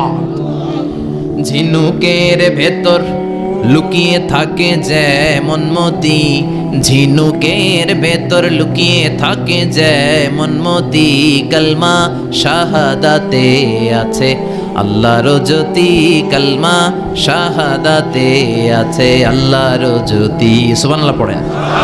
কি আল্লাহর জ্যোতি এসে ওমরে ফারুকের হৃদয়টাকে নুরানি করে দিল। তিনি তলোয়ার রেখে ঘোষণা দিলেন, আশহাদু আল্লা ইলাহা ইল্লাল্লাহ ওয়া আশহাদু আন্নাকা মুহাম্মাদ আবদুল্লাহি ওয়া রাসূলুহু। বিশ্বনবী খুশি হয়ে গেলেন। ফাতারদা ওয়ালা সাউফা ইউতিকা রাব্বুকা ফাতারদা। ও নবী, অচিরে এমন এমন জিনিস একটার পর একটা আমি আপনারে দান করব, এগুলো পেয়ে আপনি খুশি হয়ে যাবেন গো নবী। আপনার অন্তরে দুঃখ, কষ্ট, হতাশা, আপসেট হওয়ার মানসিকতা, ফ্রাস্ট্রেশন কিছু আল্লাহ রাখবো না। ওয়ালা সাউফা ইউতিকা রাব্বুকা ফাতারদা। অচিরে এমন এমন জিনিস আমি আল্লাহ আপনারে দেব, আপনি খুশি হয়ে যাবেন। ওমরে ফারুকের ইসলাম ধর্ম গ্রহণ করানোর মাধ্যমে বিশ্বনবীর মনটারে খুশি করে দিল কে? ফাতারদা। বিশ্বনবী খুশি হয়ে গেলেন। পাইছেন আল্লাহ কিভাবে বিশ্বনবীরে খুশি করে? সুবহানাল্লাহ পড়বেন না? এরপরে বিশ্বনবী মক্কা থেকে তায়েফে দাওয়াত দিতে গেলেন। কোথায়? হজ উমরা যারা করেছেন 70 থেকে 75 80 কিলো দূরে পাহাড়ি পথ বেয়ে বেয়ে উঠতে হয়। 6-7 হাজার ফিট উপরে পাহাড়ের উপরে এই তায়েফের শহর, তায়েফ সিটি। ঠান্ডা। ওইখানে গেলে মনেই হবে না এটা সৌদি আরব। এখানে জ্যাকেট লাগে। কি লাগে? জ্যাকেট। বিশ্বনবী কষ্ট করে 80 কিলোমিটার পথ পাড়ি দিয়ে তায়েফের ছেলেদেরকে দাওয়াত দিতে গেলেন। কিন্তু বিশ্বনবীর দাওয়াতি এই ডাকে, এই আহ্বানে তারা সাড়া দেয় নাই। বিশ্বনবীর এই দাওয়াতকে তারা রিজেক্ট করেছে। বিশ্বনবীকে পাথর মেরেছে। বিশ্বনবীর মোবারক দেহটাকে রক্তাক্ত করেছে। আমার নবীর এই সুন্দর দেহটা বেয়ে বেয়ে ঝরঝর করে রক্ত ঝরেছে। তায়েফের মাটি সাক্ষী, তায়েফের পাথর সাক্ষী। 3টা জায়গায় বিশ্বনবী বেহুশ হয়েছে। এখনো ওখানে গেলে স্থানীয় লোকরা বলে, বংশ পরম্পরায় ওরা জেনে এসেছিল যে এই জায়গাগুলোতে বিশ্বনবীকে আঘাত করা হয়েছে। এখনো লোকজন দেখায়, এখানে পড়েছিল বিশ্বনবী, ওখানে পড়েছিল, ওখানে পড়েছিল, ওই খেজুর বাগানে বিশ্বনবী লুকিয়েছিল। আজও ওখানে খেজুর বাগানই করে রাখছে ওরা। আল্লাহু আকবার পড়েন। খেয়ে না খেয়ে দিন প্রচারের কাজে নিজেকে দিয়েছ বিলিয়ে, তায়েফের কাফিরেরা চিনল না সে আলো, দুষ্ট ছেলেদের পিছু দিল লেলিয়ে, পাথরের আঘাতে ক্ষত বিক্ষত হয়ে সারা শরীর থেকে রক্ত ঝরে। হে রাসূল, তোমাকে ভুলি আমি কেমন করে, হাজার ব্যথা বেদনার পরে ফিরে আসনি তুমি আপন ঘরে, দিনের আলো তুমি ছড়িয়ে দিতে, চলে গেলে মদিনায় মক্কা ছেড়ে। হে রাসূল, তোমাকে ভুলি আমি কেমন করে, হে রাসূল, তোমাকে ভুলি আমি কেমন করে। ঠিক কি না? পাথর মেরে বিশ্বনবীকে রক্তাক্ত করা হলো। বিশ্বনবী রক্তাক্ত। বিশ্বনবীর সাহাবা সাইয়েদনা যায়েদ রাদিয়াল্লাহু তাআলা আনহু কুয়া থেকে পানি এনে বিশ্বনবীর গা থেকে রক্তগুলো ছেড়ে ফেলে দেয়। বিশ্বনবীর গায়ের মধ্যে পানি দিয়ে হাত পাগুলো ধুইয়ে দেয়। বিশ্বনবী কাঁদে। আহা, কাঁদে। রহমতের নবী কাঁদে, আরেকজনের জন্য কাঁদে, নিজের কোনো লাভ নাই। মায়ের খাইছে, ওরা যেন বাঁচে জাহান্নামের আগুন থেকে। সুবহানাল্লাহ কইবেন না? ওদেরকে বাঁচাইতে আসছিল জাহান্নামের মায়ের থেকে, জাহান্নামের শাস্তি থেকে। ওদেরকে বাঁচানোর জন্য নবী মায়ের খেয়েছে। চিল্লায় এখন ঠিক কিনা? কেঁদে কেঁদে বিশ্বনবী হয়রান। যায়েদ রাদিয়াল্লাহু তাআলা আনহু বিশ্বনবীর সান্ত্বনা দেন, নবী কাঁদবেন না। হামলাতুল জিবাল, পাহাড় রক্ষী ফেরেশতারা এসে বলে, নবী আপনি শুধু অর্ডার করেন, এই যে পাহাড়ের গিরিপথ, এই 2টা গিরিপথ, এই 2টা পাহাড় এমন ভাবে 2 দিক থেকে চাপা দেব গো নবী, তায়েফের সবগুলো ছেলেরে মুহূর্তের মধ্যে ধূলিসাৎ করে দেব। বিষ্ণু বললেন, না, আমি ক্ষমা করে দিলাম, আমি ক্ষমা করে দিলাম। আমার গায়ের উপরে যারা অত্যাচার করে এর কোনোটার প্রতিশোধ আমি নেই না। আমি শুধু প্রতিশোধ নেই যারা ইসলামের বিরোধিতা করে। চিল্লায় বলেন ঠিক কিনা? বিশ্বনবীকে আঘাত করা হয়েছে, তার গায়ে শারীরিক কষ্ট, এটার শাস্তি বিশ্বনবী দিতেন না, কখনোই দিতেন না, ক্ষমা করে দিতেন। কিন্তু ইসলামকে মারাত্মকভাবে যদি ইসলামের বিরুদ্ধাচরণ কেউ যদি করত, শুধু তাদের উপর বিশ্বনবী তলোয়ার চালাতেন। চিৎকার করে বলতে হবে ঠিক কিনা? বিশ্বনবী কাঁদলেন। কে দেখে বিশ্বনবীর কান্না? নিজের জন্য কাঁদে না, ওদের জন্য কাঁদে। আর বললেন, না ফেরেশতারা, ওদেরকে তোমরা মেরে ফেলো না, হয়তো ওরা কালিমা পড়ে নাই, ওদের ভবিষ্যৎ প্রজন্মদের মধ্য থেকে কেউ না কেউ কালিমার বাণী পড়বে। তাই হয়েছে। তায়েফে গেলে হৃদয়টা ঠান্ডা হয়ে যায়। মসজিদ আর মসজিদ, মসজিদ আর মসজিদ, আল্লাহ আল্লাহদের ভিড়, চমৎকার এক পরিবেশ তায়েফের পরিবেশ। বিশ্বনবী কেঁদে কেঁদে হায়রান। আল্লাহ রসের উপর থেকে টের পাচ্ছে বিশ্বনবীর মনটা ভালো না। এত আশা নিয়ে ভরসা নিয়ে কোথাও জায়গা না পেয়ে তায়েফের এখানে আসলাম দাওয়াত দেওয়ার জন্য। তায়েফের ছেলেগুলো দাওয়াতের আমার দাওয়াত গ্রহণ করলো না। বিশ্বনবীর মনটা বড্ড খারাপ। বিশ্বনবী নামাজে দাঁড়িয়ে গেলেন। বিশ্বনবী নামাজে দাঁড়িয়ে তেলাওয়াত করছেন। পাশ দিয়ে একদল জিন বিশ্বনবীর পাশ দিয়ে চলে যাচ্ছিল। একদল জিন জাতি চলে যাচ্ছে, আর বিশ্বনবীর তেলাওয়াত শুনে তারা থমকে দাঁড়ায়। কিরে, এত সুন্দর কোরআন, এরকম তো শুনি নাই। ইনি কে? খোঁজখবর নিয়ে দেখলেন ইনি বিশ্বনবী। সুবহানাল্লাহ পড়েন। তারপরে এরা ছুটে গেল এলাকায়। এলাকায় যে এরা ঘোষণা দেয়া শুরু করলো, ইন্না সামি'না কুরআনান আজাবা ইয়াহদি ইলার রুশদি ফাআমান্না বিহি। নিশ্চয় আমরা আজীব চমৎকার কোরআন তেলাওয়াত শুনে এসেছি। এই তেলাওয়াত সাধারণ তেলাওয়াত নয়, এই আয়াত দুনিয়ার মানুষের বানানো আয়াত নয়। এই আয়াতগুলো পাঠিয়েছে কে? এই আয়াতগুলো ইয়াহদি ইলার রুশদি, হেদায়েতের দিকে মানুষকে পথ দেখায়। তাই আমরা যারা এই তেলাওয়াত শুনেছি, আমান্না বিহি, এই তেলাওয়াত শুনে, কোরআন শুনে, বিশ্বনবীর কণ্ঠে তেলাওয়াত শুনে আমরা সবাই ঈমান এনে মুসলমান হয়ে গেলাম। বিশ্বনবী তখনও জানে না জিনেরা যে মুসলমান হয়েছে। বিশ্বনবী নামাজ পড়ে যখন বসলেন, সাইয়েদনা জিব্রাইল মারফত আল্লাহ বিশ্বনবীরে জানায়, ও নবী হতাশ হন কেন? হতাশ হবেন না, নিরাশ হবেন না, হাল ছাড়বেন না, ভরসা রাখবেন কার উপর? ও নবী হতাশ হন কেন? দাওয়াত দিতে এসেছিলেন তায়েফের যুবকদেরকে। তায়েফের যুবকরা দাওয়াত কবুল করে নাই তো কি হয়েছে? তার বিপরীতে অদৃশ্য জগতের একটা প্রাণী, জিন জাতি, তারা আপনার কণ্ঠের সুন্দর তেলাওয়াত শুনে কালিমা পড়ে মুসলমান হয়ে গিয়েছে গো নবী। বিশ্বনবীরে শোনায় দিলেন। ফাতারদা, বিশ্বনবী আবার খুশি হয়ে গেলেন। ওয়ালা সাউফা ইউতিকা রাব্বুকা। যেখানে বিশ্বনবীর মন খারাপ, বিশ্বনবীরে ভালো করার থেরাপি আল্লাহর জানা আছে না নাই? সুবহানাল্লাহ পড়েন। যেখানে বিশ্বনবীর মন খারাপ, সেখানে বিশ্বনবীর মন ভালো করে দেয় কে? এরপরে বিশ্বনবীর কলিজার টুকরা খাদিজাতুল কুবরা তাহেরা ইন্তেকাল করলেন। বিশ্বনবীর মনটা, হৃদয়টা আবার ভেঙে খান খান হয়ে যায়। খাদিজাতুল কুবরা তাহেরা ছিল বিশ্বনবীর প্রথম স্ত্রী। নিজের যত সম্পদ ছিল সব বিশ্বনবীর পায়ের সামনে ঢেলে দিয়েছে। সব ঢেলে দিয়েছে বিশ্বনবীর জন্য। উনিও স্ত্রী, আমাদের স্ত্রীগুলোও স্ত্রী। পার্থক্য আছে না নাই? আহা, নিজের যা ছিল সব দিয়ে দিল স্বামীরে। বিশ্বনবী বলতেন, রুজিক তো হব্বাহা। খাদিজাতুল কুবরার ভালোবাসা সহিহ মুসলিমের বর্ণনা, আল্লাহ আমার হৃদয়ের ভিতরে রিজিক হিসেবে দিয়েছে। দোয়া করলে আল্লাহর কাছে বলছেন, আল্লাহ কিয়ামতের কঠিন দিন, যেদিন বন্ধু বন্ধুরে চিনবে না, ভাই ভাইরে চিনবে না, পীর সাহেব মুরিদরে চিনবে না, মুরিদ পীর সাহেবরে চিনবে না, দলের নেতা কর্মীরে চিনবে না, কর্মী দলের নেতারে চিনবে না, ওই কঠিন বিপদের দিনে আমি আমার খাদিজারে যেন ভুলে না যাই। একটা মহিলাকে রব্বুল আলামিন আরশের উপর থেকে সালাম জানিয়েছেন। মহিলাটার নাম হলো খাদিজা। ইসলামের সর্বপ্রথম কালিমা পড়ে যে নারীটা মুসলমান হয়েছেন তিনি হচ্ছেন খাদিজাতুল কুবরা তাহেরা।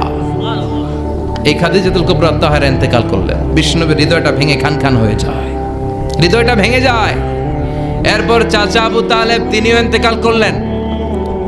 বিশ্বনবীর হৃদয়টা, মনটা বিষণ্ণ হয়ে যায়, চিন্তায় পেরেশান হয়ে যায়। ডানে বায়ে তাকিয়ে দেখে বিশ্বনবীর সাহায্য করার কেউ নাই। সব দিকে খালি শত্রু, সব দিকে বিশ্বনবীর দুশ্মন। কলিজার টুকরা স্ত্রী বাসায় নাই, শেল্টার দেওয়ার মতো চাচাও নাই। বিশ্বনবীর মনে হয় গোটা দুনিয়ায় যেন তার কেউ নাই। বিশ্বনবী আবার হতাশ হয়ে পড়লেন। কিন্তু বিশ্বনবী যদি হতাশ হয়, ওনার মন ভালো করার একজন আছে। তিনি কে?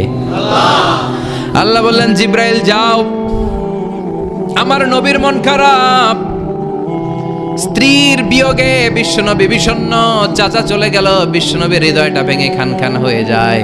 বিশ্বনবীরে বলো দুনিয়ায় থাকার দরকার নাই, ডেকে আমার আরশে নিয়ে আসো, আমার সাথে কথা বললে বিশ্বনবীর মন ভালো হয়ে যাবে। আমার সাথে কথা বললে নবীর মন ভালো হয়ে যাবে। সুবহানাল্লাহ পড়েন। কি নবী, উনার ভালো করা, মন ভালো করে দেয় আল্লাহর কাজ। সুবহানাল্লাযী আসরা বিআবদিহি লাইলাম মিনাল মাসজিদিল হারামি ইলাল মাসজিদিল আকসা। এখানে বলা হলো ইসরার কথা, আর মেরাজ সাব্যস্ত হয়েছে হাদিস দ্বারা। জোরে কোন ঠিক কিনা? মেরাজ নিয়ে গেলেন, ঊর্ধ্ব জগতের ভ্রমণে নিয়ে গেলেন। জিব্রাইল ডেকে বললেন, ও জিব্রাইল, আমি জানি বিশ্বনবীর মন খারাপ, স্ত্রী নাই, চাচা নাই, তুমি বিশ্বনবীর নিয়ে আসো তো, আমার দরবারে নিয়ে আসো, আমার সাথে কিছু সময় কাটাবে, আমার সাথে কথা বলবে, যাবে। ওয়ালা সাউফা ইউতিকা রাব্বুকা ফাতারদা। ও নবী, এমন এমন জিনিস আপনারে আমি দেব, এগুলো দিয়ে আমি আপনার মনটারে ভালো করে ফেলবো। চিল্লায় কোন সুবহানাল্লাহ। মেরাজ থেকে ফেরার পরে অত্যাচারের মাত্রা আরো বেড়ে গেল, কিন্তু অত্যাচারে মুমিন কখনো কাবু হয় না। জোরে কোন ঠিক কিনা? বিশ্বনবীরে বলা হলো ক্ষমতার চেয়ার দেব, সুন্দরী নারী দেব, সম্পদের পাহাড় বানিয়ে দেব, শুধু কালেমার দাওয়াত বন্ধ করে দাও। বিশ্বনবী বললেন, তোমাদের 3 দফা, আমার শুধু 1 দফা। বিশ্বনবীর কয় দফা? বিশ্বনবী বললেন, লা ওয়াদাউ আশ-শামসা ফি ইয়ামিনি ওয়াল কামারা ফি ইয়াসারি। আকাশের সূর্যটা যদি ডান হাতে দাও, চন্দ্রটা যদি বাঁ হাতে দাও, যে কালিমার দাওয়াত দিতে আমি শুরু করেছি, এই দাওয়াতের রাস্তা থেকে কেউ আমার পিছনে সরাতে পারবে না, কেউ পারবে না। এই পথে আমি নেমেছি, এই পথের শেষ আমি দেখে ছাড়বো। বিশ্বনবীর প্রাইম রেসপন্সিবিলিটি হচ্ছে লিউযহিরাহু আলা দ্বীনি কুল্লি। মানব রচিত যত মতবাদ আর যত কথা আছে, যত ডক্ট্রিন আছে, সব কিছুর কবর রচনা করে কালিমার বিজয় আর কালিমার পতাকাকে পতপত করে উড়িয়ে দেওয়া। চিল্লা এখন ঠিক কিনা? মেরাজ থেকে আসার পরে অত্যাচার আরো বেড়ে গেল, মক্কায় থাকার সুযোগ নাই, কোথাও কেউ বিশ্বনবীর আশ্রয় দেয় না, যেখানেই যায় বিশ্বনবীর তাড়িয়ে দেয়। আবার বিশ্বনবীর মন খারাপ। আল্লাহ বলে, নবী চিন্তা করবেন না, মদিনাতে আপনার জন্য চমৎকার রাষ্ট্র আমি রেখে দিয়েছি, আপনি হিজরত করে চলে আসেন। বিশ্বনবী হিজরত করলেন, মদিনায় যে আবার মনটা প্রশান্ত হয়ে গেল। সুবহানাল্লাহ পড়ে। তার মানে যেই জায়গায় বিশ্বনবীর ব্লকেজ, রাস্তা আটকে যায়, নতুন রাস্তা খুলে দেয় কে? এজন্য মুমিনের রাস্তা কখনো বন্ধ হয় না। মুমিন বিপদে পড়লে কৌশলী হয়, মুমিন স্ট্র্যাটেজি পাল্টায়, কৌশল পাল্টায়। রাস্তা একটা বন্ধ হলে আরো 10টা খুলে যায়। চিল্লা এখন ঠিক কিনা? এক জায়গায় কোরআনের মাহফিল বন্ধ হলে আরো 10 জায়গায় কোরআনের মাহফিলের ব্যবস্থা হয়ে যায়। কোন ঠিক কিনা? ওরা এক জায়গায় ইসলামের আওয়াজকে থামিয়ে দিতে চাইবে, আরো 10 জায়গায় ইসলামের আওয়াজ গর্জে উঠবে। ইসলামের আওয়াজ, ইসলামের বিজয়কে থামিয়ে দেওয়া, স্তব্ধ করে দেওয়া অসম্ভব। চিৎকার করে বলেন ঠিক কিনা? ওরা ইসলামকে মাটির ভেতরে পুঁতে ফেলতে চায়, কিন্তু এটা চারা গাছের মতো, পুঁতে ফেললে গাছ হয়ে উপরে ওঠে, গাছ হয়ে উপরে ওঠে, এটা থামিয়ে দেওয়া যায় না। যারা এটার পিছু লাগে, যারা এটার ক্ষতি করতে চায়, ওদের ক্ষতি আল্লাহ করে। চিল্লায় বলেন ঠিক কিনা? ফাজআল কাইদাহু ফি নাহরে। আল্লাহুম্মা মান আরাদা বিল ইসলামি ওয়াল মুসলিমিনা খায়রান ফাওয়াফিকহু কুল্লা খায়র। চিল্লায় পড়েন আমিন। আল্লাহুম্মা মান আরাদা বিল ইসলামি ওয়াল মুসলিমিনা সুআন ফাজআল কাইদাহু ফি নাহরে ওয়াজআল তাদবীরাহু তাদমীরা। ইসলামের বিরুদ্ধে যারা ষড়যন্ত্র করে, ওদের ষড়যন্ত্র ওদের ঘাড়ের উপর আপনি চাপিয়ে দেন। ওরা মুমিনদেরকে ফালানোর জন্য যেই গর্ত করে, ওই গর্তের ভেতরে আপনি ওদেরকে ডুবিয়ে দেন।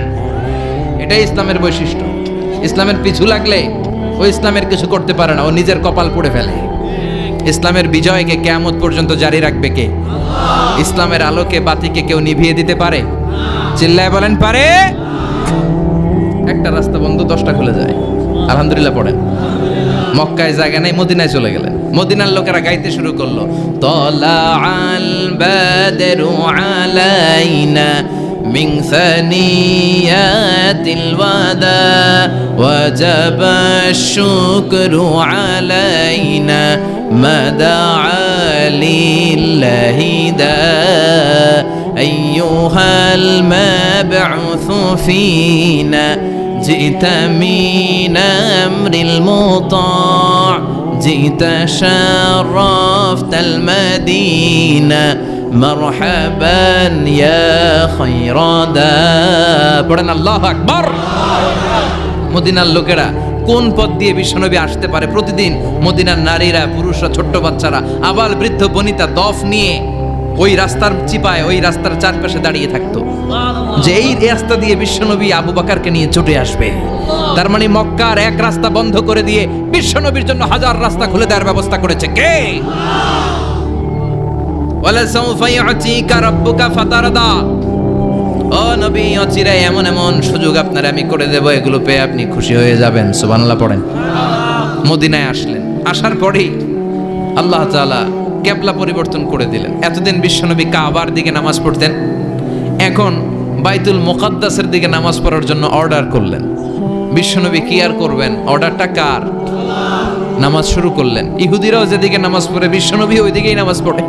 বাইতুল মুকাদ্দাস 1 মাস 2 মাস 3 মাস যেতে যেতে 16 মাস কিংবা 17 মাস, কিন্তু বিশ্বনবীর এটা ভালো লাগে না। বিশ্বনবীর মনে চায় আমার বংশের গোড়া, আমার আদি পিতা ইসমাঈল আর ইব্রাহিম আলাইহিস সালাম যেই কাবার দিকে হয়ে সালাত পড়তো, ওই কাবার দিকে হয়ে যদি আমিও পড়তে পারতাম। এই দৃশ্যটা আরশের উপর থেকে দেখে কে? আল্লাহ আয়াত নাযিল করে দিলেন, قد نرى تقلب وجهك في السماء فلنولينك قبلة ترضاها فولي وجهك شطر المسجد الحرام। আল্লাহ বলেন, নবী আমি দেখি প্রতিদিন নামাজের পরে আপনি মাথাটারে আকাশের দিকে, উপরের দিকে করেন, আর মনে মনে ভাবেন এই বুঝি আল্লাহ জিব্রাইলের মারফত আমারে জানিয়ে দিবে কাবার দিকে হয়ে যেন নামাজ পড়ি। আপনি যে উপরের দিকে তাকায় কিছু বলেন না, কিন্তু কি যে ভাবেন ওটা তো আমি জানি, ওটা তো আমি বুঝি। ফালা নুয়াল্লিয়ান্নাকা কিবলাতান তারদাহা, অচিরেই আপনার মন যেদিকে চায় ওইদিকে আমি কিবলা করে দিব। ফাওয়াল্লি ওয়াজহাকা শাতরাল মসজিদিল হারাম। ঠিক আছে নবী, আর যখন আপনার দেরি হয় না, এখনই আপনি চেহারাটা বাইতুল মুকাদ্দাস থেকে মসজিদুল হারামের দিকে ঘুরিয়ে কিবলামুখী হয়ে নামাজ পড়া শুরু করে দেন। বিশ্বনবীর মনে চায় না বাইতুল মুকাদ্দাসে পড়তে, মনে চায় কাবার দিকে পড়তে। মুহূর্তের মধ্যেই মুকাদ্দাস থেকে কাবার দিকে কিবলা পরিবর্তন করে দিল কে? বিশ্বনবীরে খুশি করে দেয়া কার কাজ? ওয়ালা সাউফা ইউতিকা রাব্বুকা। অচিরেই এমন এমন জিনিস নবী আপনার আমি দিব, আপনি খুশি হয়ে যাবেন, আপনার হতাশা থাকবে না। কিন্তু নবীর হতাশাও কাটে না। মদিনায় বসে আবার হতাশ, আবার কাঁদে, আর বলে আল্লাহ আমার আগের উম্মতদেরকে কাউকে হায়াত দিয়েছো 2000 বছর, কাউরে দিয়েছো 3000 বছর, যারা কম পাইছে তারাও পাইছে 1000 বছর, ঠিক কিনা? যারা হায়াত পেয়েছে বেশি, তারা ইবাদত করার সুযোগ পেয়েছেও। ওয়া আমারু উম্মতি মা বাইনা 60 ইলা 70, কিন্তু আমার উম্মতের গড় বয়স হলো 60 থেকে 70। 60 থেকে 70-এর মধ্যে শেষ। যারা বয়সী পেল 60-70, কি আর ইবাদত করবে? আগের উম্মতরে এত বছর বেশি দিলা কেন, আমার উম্মতরে কম দিলা কেন? বিশ্বনবীর টেনশন আছে না নাই? আবার হতাশ, আমার উম্মতের কি হবে? উম্মতি উম্মতি আজীবন কেঁদেছেন। আল্লাহু আকবার। বিশ্বনবী বললেন, আমার উম্মতি মা বাইনা 60 ইলা 70, আমার উম্মতের গড় বয়স 60 থেকে 70-এর মধ্যে সব শেষ। আপনাদের এই এলাকার কি অবস্থা? হ্যাঁ চাচা, আপনার বয়স কত? এরমই কত দিও? 70। আল্লাহ আরো 70 বছর দিও। 100 বছর আছেন কে কে দেখি? 100। তুমি 100? বেটা তোর 20 বছরই তো হয় নাই। 100 ও ভুলে দাঁড়াইছে। আচ্ছা, আর আর আচ্ছা 90 আছে নাকি এদিকে? 90 নাই না? 80 আছে? 80 নেই? এই যে আসলে কত হবে আপনার? কাছাকাছি হবে। আলহামদুলিল্লাহ, আল্লাহ আরো হায়াত দারাজ করো। তো দেখছেন মুরব্বীদেরকে আমরা হারাতে বসেছি, পাই না। 80 70 পাওয়া যায় না। মা বাইনা 60 ইলা 70, 60 থেকে 70-এর মধ্যে বেশিরভাগই শেষ। জোরে কোন ঠিক কিনা? বিশ্বনবী আবার কাঁদলেন, আল্লাহ আগের উম্মতেরা হায়াত পেত বেশি, আমার উম্মতের হায়াত কম, তারা ইবাদত করত বেশি, আমার উম্মতের কি হবে? আল্লাহ বললেন, চিন্তা নাই, ইন্না আনজালনাহু ফি লাইলাতিল কদর ওয়া মা আদরাকা মা লাইলাতুল কদরি লাইলাতুল কদরি খায়রুম মিন আলফি শাহর। সুবহানাল্লাহ পড়েন। ও নবী, ওদেরকে হায়াত বেশি দিছি, কদর দেই নাই। আপনার উম্মতদেরকে হায়াত কম দিছি কিন্তু লাইলাতুল কদর দিয়েছি। লাইলাতুল কদর খায়রুম মিন আলফি শাহর, হাজার মাসের চেয়ে সেরা। আপনার উম্মতেরা বয়স কম পেয়েছে ঠিক, কিন্তু কদরের রাতে এক রাত ইবাদত করলে 1000 রাতের ইবাদতের যে সওয়াব তার চেয়ে বেশি সওয়াব হয়ে যাবে। ফাতারদা, আবার নবী খুশি হয়ে গেলেন। সুবহানাল্লাহ কইবেন না? যেখানে নবীর মন খারাপ, নবীর মন ভালো করে দেয় কে? এরপর একটার পর একটা বিজয় বিশ্বনবীকে দিল কে? বদরের বিজয় দান করলো কে? আমাদেরকে বিজয় দেয় কে? বদরের বিজয়, উহুদের বিজয়, মক্কা বিজয়। সুবহানাল্লাহ পড়েন। মক্কা বিজয় হওয়ার পরে বিশ্বনবী গণধর্ষণ করছে নাকি? গণহত্যা, জেনোসাইড, হ্যাঁ, বাড়ি ঘর মক্কার সবার জ্বালাই দিয়েছিল আগুন দিয়া। কি করছিলেন? ক্ষমা। বড় বড় যারা অপরাধী, এরকম কয়েকজন অপরাধীকে তিনি হত্যা করার নির্দেশ দিয়েছেন। যারা বড় অপরাধী, এদের ক্ষমা নাই, আল্লাহর কাছ থেকেও ক্ষমা নাই। চিল্লা এখন ঠিক কিনা? বাকি সবাইকে বললেন লা তাসরিবা আলাইকুমুল ইয়াউম ইযহাবু আনতুমুত তুলাকা, কোনো আক্রোশ নাই, যাও মিয়া, সব মাফ করে দিলাম। বিশ্বনবীর এই মাফের ঘটনায় ঐতিহাসিক অবাক হয়েছেন, যেটা কেমন নবী, কেমন লোক, যাকে অত্যাচার করলো, মারলো, ভিটামাটি ছাড়া করলো, উনি যখন ওই এলাকায় বিজয়ীর বেশে আসলেন, প্রতিশোধ না নিয়ে ক্ষমা করে দিলেন। In the long history of the world, there is no instance of magnanimity and forgiveness which was shown by the last messenger Muhammad, when all of his enemies laid under his feet and he forgave them one and all. পৃথিবীর ইতিহাসে ক্ষমার এরকম নিদর্শন কেউ দেখাতে পারে নাই, যেটা দেখিয়েছিল শেষ নবী মুহাম্মদ সাল্লাল্লাহু। তার সব শত্রুরা পায়ের নিচে চাইলে পিষে মারতে পারতেন, সবাইরে তিনি না মেরে ক্ষমা করে দিলেন। ওরা আমাদেরকে মানবতার কথা শিখায়, ওরা আমাদেরকে গণতন্ত্র শিখায়, ওরা আমাদেরকে শান্তির কথা শিখায়। ওরা ইরাক যুদ্ধে মেরেছে লক্ষ লক্ষ, আফগান যুদ্ধে মেরেছে লক্ষ লক্ষ, প্রথম বিশ্বযুদ্ধে, দ্বিতীয় যুদ্ধে এরা দেদারসে পাখির মতো মারে, এখনো মারে। এজন্য তোদের মুখে শান্তি আর মানবাধিকারের কথা মানায় না। শান্তি আর মানবাধিকারের কথা মানায় বিশ্বনবীর মুখে, যিনি শান্তি কাকে বলে, মানবাধিকার কাকে বলে, গোটা বিশ্বের মানুষের চোখে আঙ্গুল দিয়ে শিখিয়ে গিয়েছেন। একটার পর একটা বিজয় দান করে বিশ্বনবীরে খুশি করলো কে? এরপর আল্লাহ বললেন, নবী এখানেই শেষ না, আতি মুহাম্মাদানিল ওয়াসিলাতা ওয়াল ফাদিলা, আপনারে ওয়াসিলা দিলাম, ফাজিলাত দিলাম, ওয়াবাআথহু মাকামাম মাহমুদা, এমন একটা জায়গা দিলাম যেই জায়গার উপর জায়গা নাই। মাকামে মাহমুদের উপর কোনো জায়গা আছে? একটা আছে, আল্লাহর আরশ। ওইটার পরে খালি একটা ক্লাস, ওই ক্লাসটা কার? তার মানে আল্লাহর পরেই আল্লাহ বিশ্বনবীর স্থান দিলেন, সৃষ্টির মধ্যে শ্রেষ্ঠ করে দিলেন। সুবহানাল্লাহ পড়েন। এরপরে বিশ্বনবী আশ্বস্ত হতে পারেন না, বিশ্বনবীর হতাশা কাটে না। আল্লাহ বললেন, নবী উম্মত নিয়ে ভাবার দরকার নাই, ইন্না আ'তাইনাকাল কাউসার ফাসাল্লি লিরাব্বিকা ওয়ানহার ইন্না শানিআকা হুয়াল আবতার। ও নবী, আমি আপনার হাউজে কাউসার দান করেছি। আপনার যে উম্মত ইসলামটা যেমন যেমন ছিল তেমন তেমন যারা পালন করেছে, তাদেরকে হাউজে কাউসার দিবে কে? বিশ্বনবী হাউজে কাউসার পিলাবে, উম্মতরা খেয়ে প্রশান্ত। এটা দুধের চেয়েও সাদা, সুবহানাল্লাহ পড়েন, বরফের চেয়েও ঠান্ডা, আবরাদ মিনাস সালজ আহলা মিনাল আসাল, মধুর চাইতেও মিষ্টি, আবিয়াদ মিনাল লাবান, দুধের চাইতে সাদা, আবরাদ মিনাস সালজ, বরফের চাইতেও ঠান্ডা। মান শারিবা মিনহা শরবা লাম ইয়াজমা আবাদা, একবার যে এক ঢোক এই কাউসারের ড্রিঙ্কস খাইতে পারবে, আজীবনের জন্য গলার তৃষ্ণা মিটে যাবে। He will never be thirsty again, আর জীবনে তৃষ্ণা পাবে না। ফাতারদা, বিশ্বনবী এই সুসংবাদ শুনে আবার খুশি হইলেন। ওয়ালা সাউফা ইয়াতিকা রাব্বুকা। এবার হাসরের ময়দানে বিশ্বনবীর কান্না দেখে কে? ওইখানে আবার চিন্তিত, আমাদের জন্য, আমার জন্য, আপনার জন্য, আমাদের জন্য নবী কাঁদবেন। বিশ্বনবী সেজদায় পড়ে কাঁদবেন। বিশ্বনবী সাইয়েদনা জিবরাইলকে বলবেন, ইয়া জিবরাইল ইযহাব ইলা মুহাম্মদ ওয়াসআলহু মা ইউবকিকা, যাও নবীরে জিজ্ঞেস করো, নবী আপনি কাঁদেন কেন? বিশ্বনবী তখনও মাথা উঠাবেন না, জিবরাইলের উত্তর দিবেন সেজদায় পড়ে থেকে। সেজদা থেকে আওয়াজ করে বলবেন, উম্মতি উম্মতি উম্মতি। সুবহানাল্লাহ পড়েন। কি নবী এটা? উম্মতি, আমার উম্মতের কি হবে? উম্মতের কি হবে?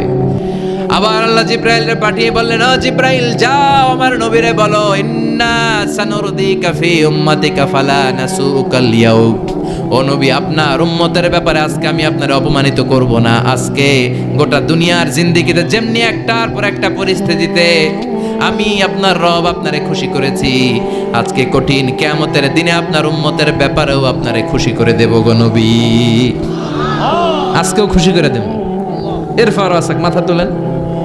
আপনি সেজদায় পড়ে কাঁদবেন, আর সহ্য হয় না, তোলেন। এরফা রাসাক, মাথা তোলেন। সাল তুতা, নবী যা চাইবেন আজকে দিমু।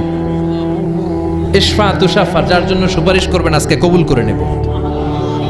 ওয়ালা সাউফা ইয়াতিকা রাব্বুকা, অচিরেই আপনাকে খুশি করে দেয়া হবে। এরপর নবী আশ্বস্ত হন না। এবার জান্নাতীদেরকে নিয়ে বিশ্বনবী বিশাল একটা পতাকা ধরবেন। ওই পতাকার মধ্যে লেখা থাকবে আলহামদু। কি থাকবে? জোরে কোন আলহামদুলিল্লাহ হামদ। এবার এই পতাকাটা নিয়ে বিশ্বনবী ছুটবেন জান্নাতের দিকে। বিশাল জান্নাতের দরজার সামনে আসবেন। ইন্নাল মিসরাঈন মিন মাসারি'আল জান্নাহ মা বাইনা মাক্কাহ ওয়া হাজার। সৌদি আরবের মক্কা শহর থেকে বাহরাইনের হাজার শহর যত লম্বা, জান্নাতের এক একটা দরজা ঠিক তত লম্বা। ওই দরজায় যে বিশ্বনবী নক করবেন এরকম, আউয়ালু মান কারাআ বাবাল জান্নাহ, সর্বপ্রথম জান্নাতে নক করার সাথে সাথে ফাফুতিহা বাবুল জান্নাত, জান্নাতের দরজা খোলা হবে। ফেরেশতারা বলবে মান আনতা, কে আপনি? বিশ্বনবী বলবেন আনা মুহাম্মদ সাল্লাল্লাহু আলাইহি, আমি মুহাম্মদ। ফেরেশতারা বলবেন আপনার জন্যই দাঁড়ায় আছি। আল্লাহ বলে দিয়েছে আপনার আগে কারো জন্য যেন এই দরজা খোলা না হয়। ওয়ালা সাউফা ইউতিকা রাব্বুকা ফাতারদা, ও নবী অচিরে এমন এমন জিনিস আপনারে দান করব, এগুলো পেয়ে আপনি খুশি হয়ে যাবেন। চিল্লায় পড়েন আল্লাহু আকবার। এরপরে বিশ্বনবীর আল্লাহ তিনটা অনুগ্রহের কথা স্মরণ করায় দিচ্ছেন। আলাম ইয়াজিদকা ইয়াতীমান ফাআওয়া, বিশ্বনবীকে তিনটা অনুগ্রহের কথা স্মরণ করায় দিচ্ছে কে? এরপরে তিনটা কর্মসূচি দিবে, শুনবেন? কষ্ট হচ্ছে? শেষ করে দেই। তিনটা অনুগ্রহ, কয়টা? এরপরে কর্মসূচিও তিনটা, যেরকম কয়টা? অনুগ্রহ নাম্বার 1, আলাম ইয়াজিদকা ইয়াতীমান ফাআওয়া, ও নবী আমি কি আপনার ইয়াতীম অবস্থায় পাই নাই, তারপরে লালন পালনের ব্যবস্থা কি করি নাই? বিশ্বনবীর আশ্বস্ত করে বলতেছে, নবী আপনি ছিলেন ইয়াতীম, কি ছিলেন? তো আমি তো আপনার লালন পালনের ব্যবস্থা করে দিছি। যেখানে আপনার বিপদ ওইখানে তো আমি আছি, তো হতাশ হন কেন? হতাশ হওয়া যাবে না, নিরাশ হওয়া যাবে না, হাল ছাড়া যাবে না, ভরসা রাখতে হবে কার উপর? বিশ্বনবী ইয়াতীম ছিলেন, জানেন সবাই। মায়ের পেটে থাকতেই বাবা নাই। 6 বছর বয়সে মা নাই, দাদার কাছে মানুষ হলেন। 8 বছর বয়সে দাদাও নাই, চাচার কাছে মানুষ হলেন। তার মানে ইয়াতীম ছিলেন, ঠিক কিনা? আপনি ইয়াতীম ছিলেন, আমি আপনার আশ্রয় দিয়েছি। এরপর আল্লাহ 2 নাম্বার অনুগ্রহের কথা বললেন, ওয়া ওয়াজাদাকা দাল্লান ফাহাদা, ও নবী আপনাকে আমি পথহারা পথিকের মতো ঘুরতে দেখেছি, তারপরে সঠিক পথ দেখিয়ে দিয়েছি। ওয়াজাদাকা দাল্লান, আমি আপনারে গোমরা অবস্থায় পেয়েছি, এরকম বলা যাবে? বিশ্বনবী কি 40 বছর বয়সের আগে গোমরা ছিলেন? না, he was searching the right path and Allah guided him to the truth way, to the correct way. উনি পথ খুঁজছিলেন। আমি যাব দেবিদ্দার, কি রে পথ এইটা না ওইটা? আল্লাহকে ওইটা না এটা দিয়ে যাও, ওইটা দিয়ে যাও না এটা দিয়ে যাও। সুবহানাল্লাহ পড়েন। পথ খুঁজছিলেন, এইটাই যাব না ওইটাই? কোনটা আমার পথ, এইটা না ওইটা? ফাহাদা, আল্লাহ বললেন এইটা না ওইটাই চলো। সুবহানাল্লাহ পড়েন। আমাদেরকে পথ দেখায় কে? আমি যদি কোনোদিন পথ ভুলে যাই, হাতছানি দিয়ে কাছে নিও, মমতার বন্ধনে আমায় বেঁধে সব ভুল ক্ষমা করে দিও। পড়েন আমিন। আমরা পথ হারালে পথ দেখায় কে? আবার তাফসিরে এসেছে আপনি হারিয়ে গিয়েছিলেন, আমি আপনাকে ফিরিয়ে দিয়েছি। পাহাড়ি কোন একটা রাস্তায় বিশ্বনবী ছোটবেলা হারিয়ে গিয়েছিলেন, আল্লাহ তাআলা বিশ্বনবীকে আবার চাচার কোলে ফিরিয়ে দিলেন। এই বর্ণনাটা দুর্বল। সঠিক মত হচ্ছে বিশ্বনবী পথ খুঁজছিলেন, সঠিক পথ। আল্লাহ বিশ্বনবীকে সঠিক পথ দেখালেন। সুবহানাল্লাহ পড়েন।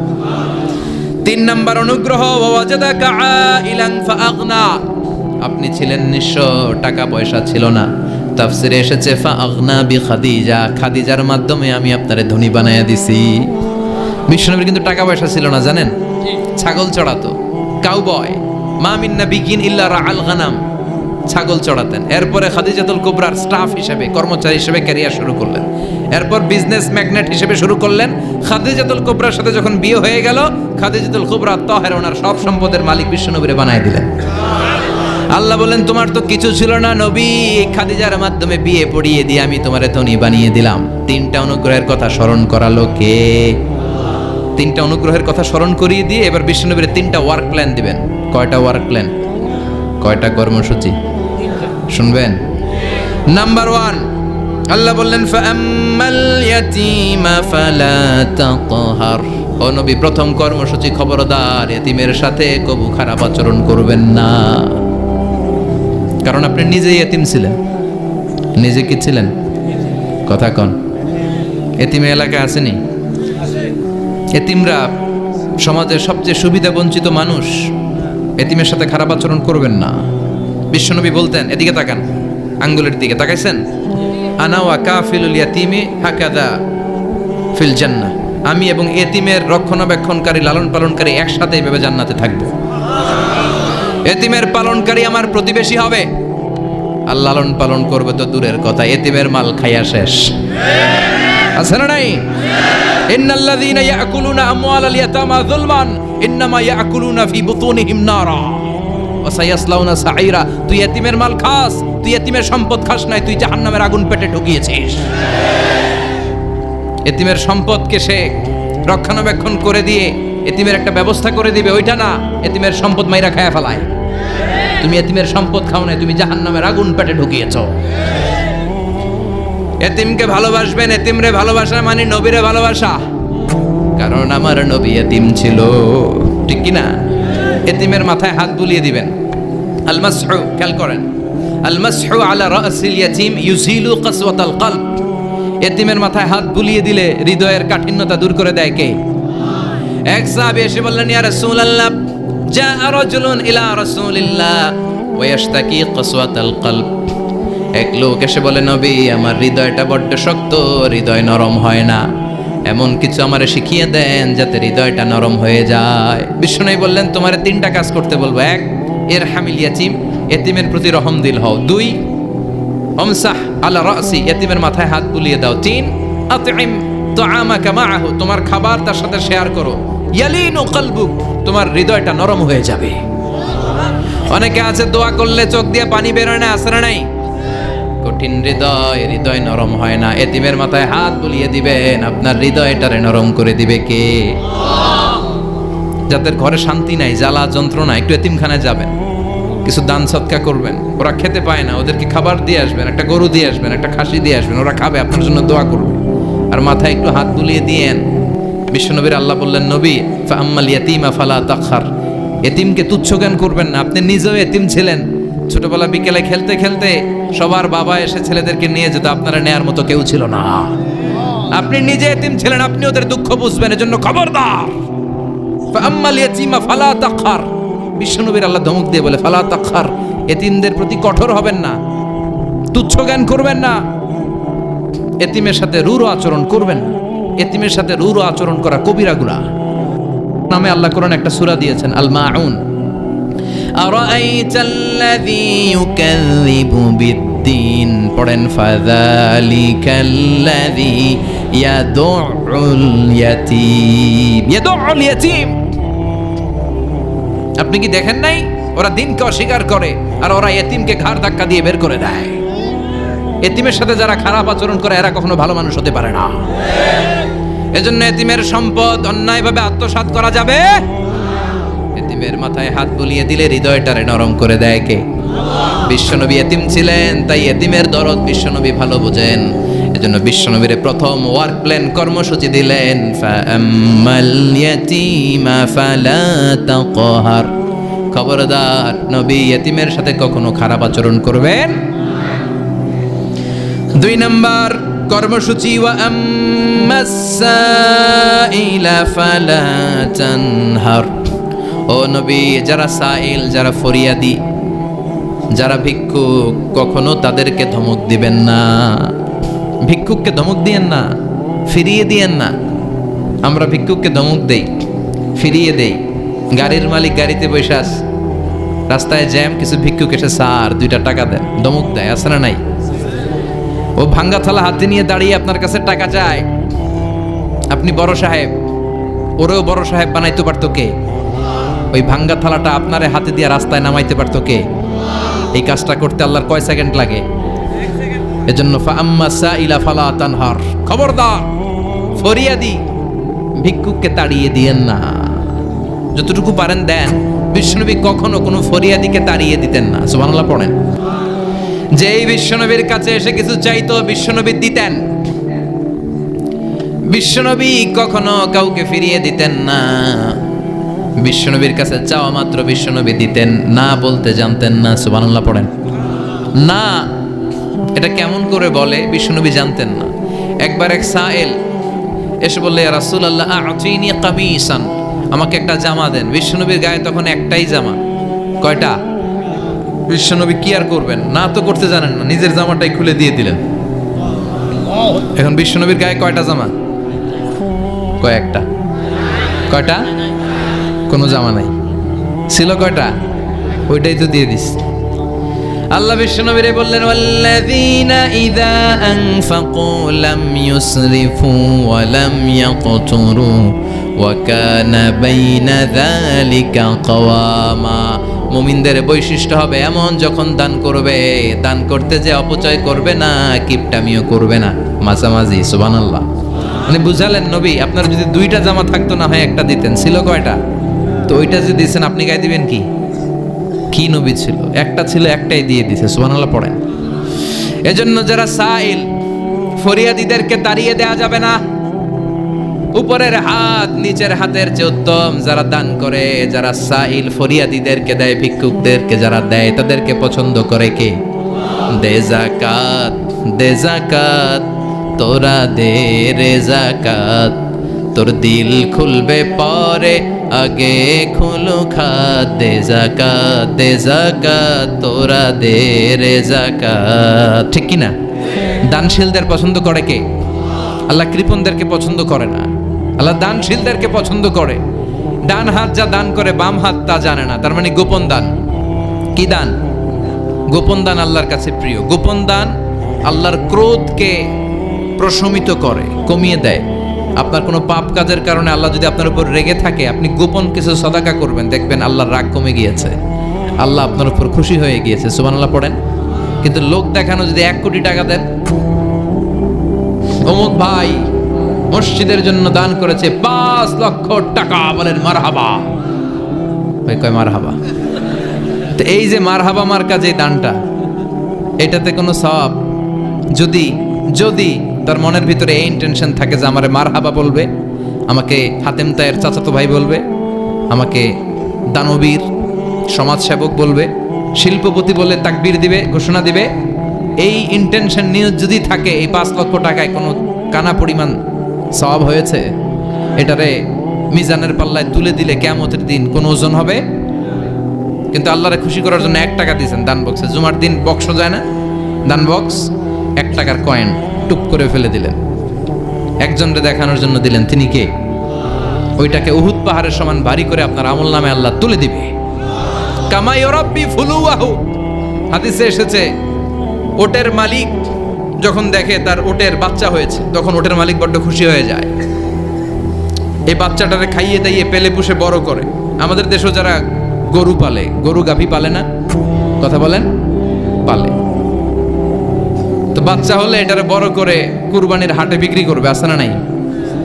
এটা আস্তে আস্তে বড় করতে থাকে, বড় করে করে বিশাল নাদুস নুদুস করে। আল্লাহ বলে, যেই দানটা তুই আমার জন্য করেছিলি, ওটা যদিও সামান্য হয়, আমি বাছুরের মতো খাইয়ে দাইয়ে পেলে পুষে বিশাল বড় করে উহুদ পাহাড়ের সমান করে তোর আমল নামার ভিতর কিয়ামতের দিন ঢুকায় দেব। এজন্য আম্মা সাইলা ফালা তানহার, খবরদার ভিক্ষুককে ধমক দিবেন না।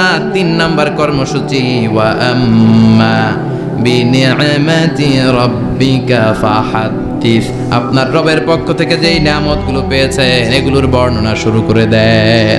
ওয়া আম্মা বিনিআমাতি রাব্বিকা ফাহাদ্দিস, রবের পক্ষ থেকে যেই নিয়ামত পেয়েছেন এগুলো বর্ণনা শুরু করে দেন। অনেকে আছে আল্লাহর পক্ষ থেকে অনেক নিয়ামত পেয়েছে, এগুলোর প্রকাশ ঘটায় না, আছে না নাই? কথা কন। কোটি টাকার মালিক হয়েছেন আপনি, কোটি কোটি টাকার মালিক। অনেকে আছে হাজার কোটি টাকার মালিক, সিরা জামা পড়ে, আছে না নাই? তো আপনাদের সিরা জামা পড়তে কইছে কে? আপনি কোটিপতি, আপনি দামি জামা পরবেন, আপনি দামি গাড়িতে চড়বেন, আর শুকরিয়া করবেন কার? আপনাকে আল্লাহ ছেলে মেয়ে দিয়েছে, অনেক বলেন যে আল্লাহ আমার অনেকগুলো ছেলে দিয়েছে, আলহামদুলিল্লাহ সবগুলো নামাজ। আল্লাহ আমার অনেক সম্পদ দিয়েছে, আলহামদুলিল্লাহ আমি যাকাত দেওয়ার চেষ্টা করি। সব বলবেন শুকরান লা ফাখরান, শুকরিয়া করে বলবেন, কোনো ফাখার করে নয়। তার মানে আল্লাহর দেয়া নিয়ামতের শুকরিয়া আদায়ের মধ্যে, ওইটা প্রকাশ করার মধ্যে কোনো দোষ নাই। চিৎকার করে বলেন ঠিক কি না? এজন্য আল্লাহ বললেন ওয়া আম্মা বিনিআমাতি রাব্বিকা ফাহাদ্দিস, আল্লাহর দেয়া নিয়ামতের শুকরিয়া আপনি করেন, আল্লাহর দেয়া নিয়ামতের বর্ণনা আপনি শুরু করে দেন। সুবহানাল্লাহ বলেন। তাহলে তিনটা কর্মসূচি দিলেন, চিল্লায় বলেন কয়টা? এক নম্বরে আল্লাহ বললেন ফা আম্মাল ইয়াতীমা ফালা তাকহার, খবরদার এতিমদেরকে ধমক দিবেন না, যারা সুয়াল করে ফরিয়াদ করে তাদেরকে ফিরিয়ে দিবেন না, আর নিয়ামতের শুকরিয়া করেন। সুবহানাল্লাহ পড়েন। আপনারা ওদিকে তাকাচ্ছেন কেন? মুহতারাম মুফতি ডক্টর আবুল কালাম আজাদ বাশার ভাই সামনে আপনাদেরকে দেখা দেওয়ার জন্য এদিকে আসবে, আপনাদের মুখটা আমার দিকে করেন। সূরাতুদ দুহার কথা বুঝতে পেরেছেন? সূরাতুদ দুহার সেন্ট্রাল থিম কি বলেছিলাম মনে আছে? হতাশ হওয়া যাবে, নিরাশ হওয়া যাবে, হাল ছাড়া যাবে। আবার বলেন, হতাশ হওয়া যাবে, নিরাশ হওয়া যাবে, হাল ছাড়া যাবে, ভরসা রাখতে হবে। ভরসা রাখতে হবে কার উপর? চিল্লায় বলেন কার উপর? আমরা যেন হতাশ না হই, নিরাশ না হই, আমরা যেন হাল ছেড়ে না দেই, আমরা যেন আল্লাহর উপর ভরসা রাখতে পারি। আল্লাহ তুমি তৌফিক দাও।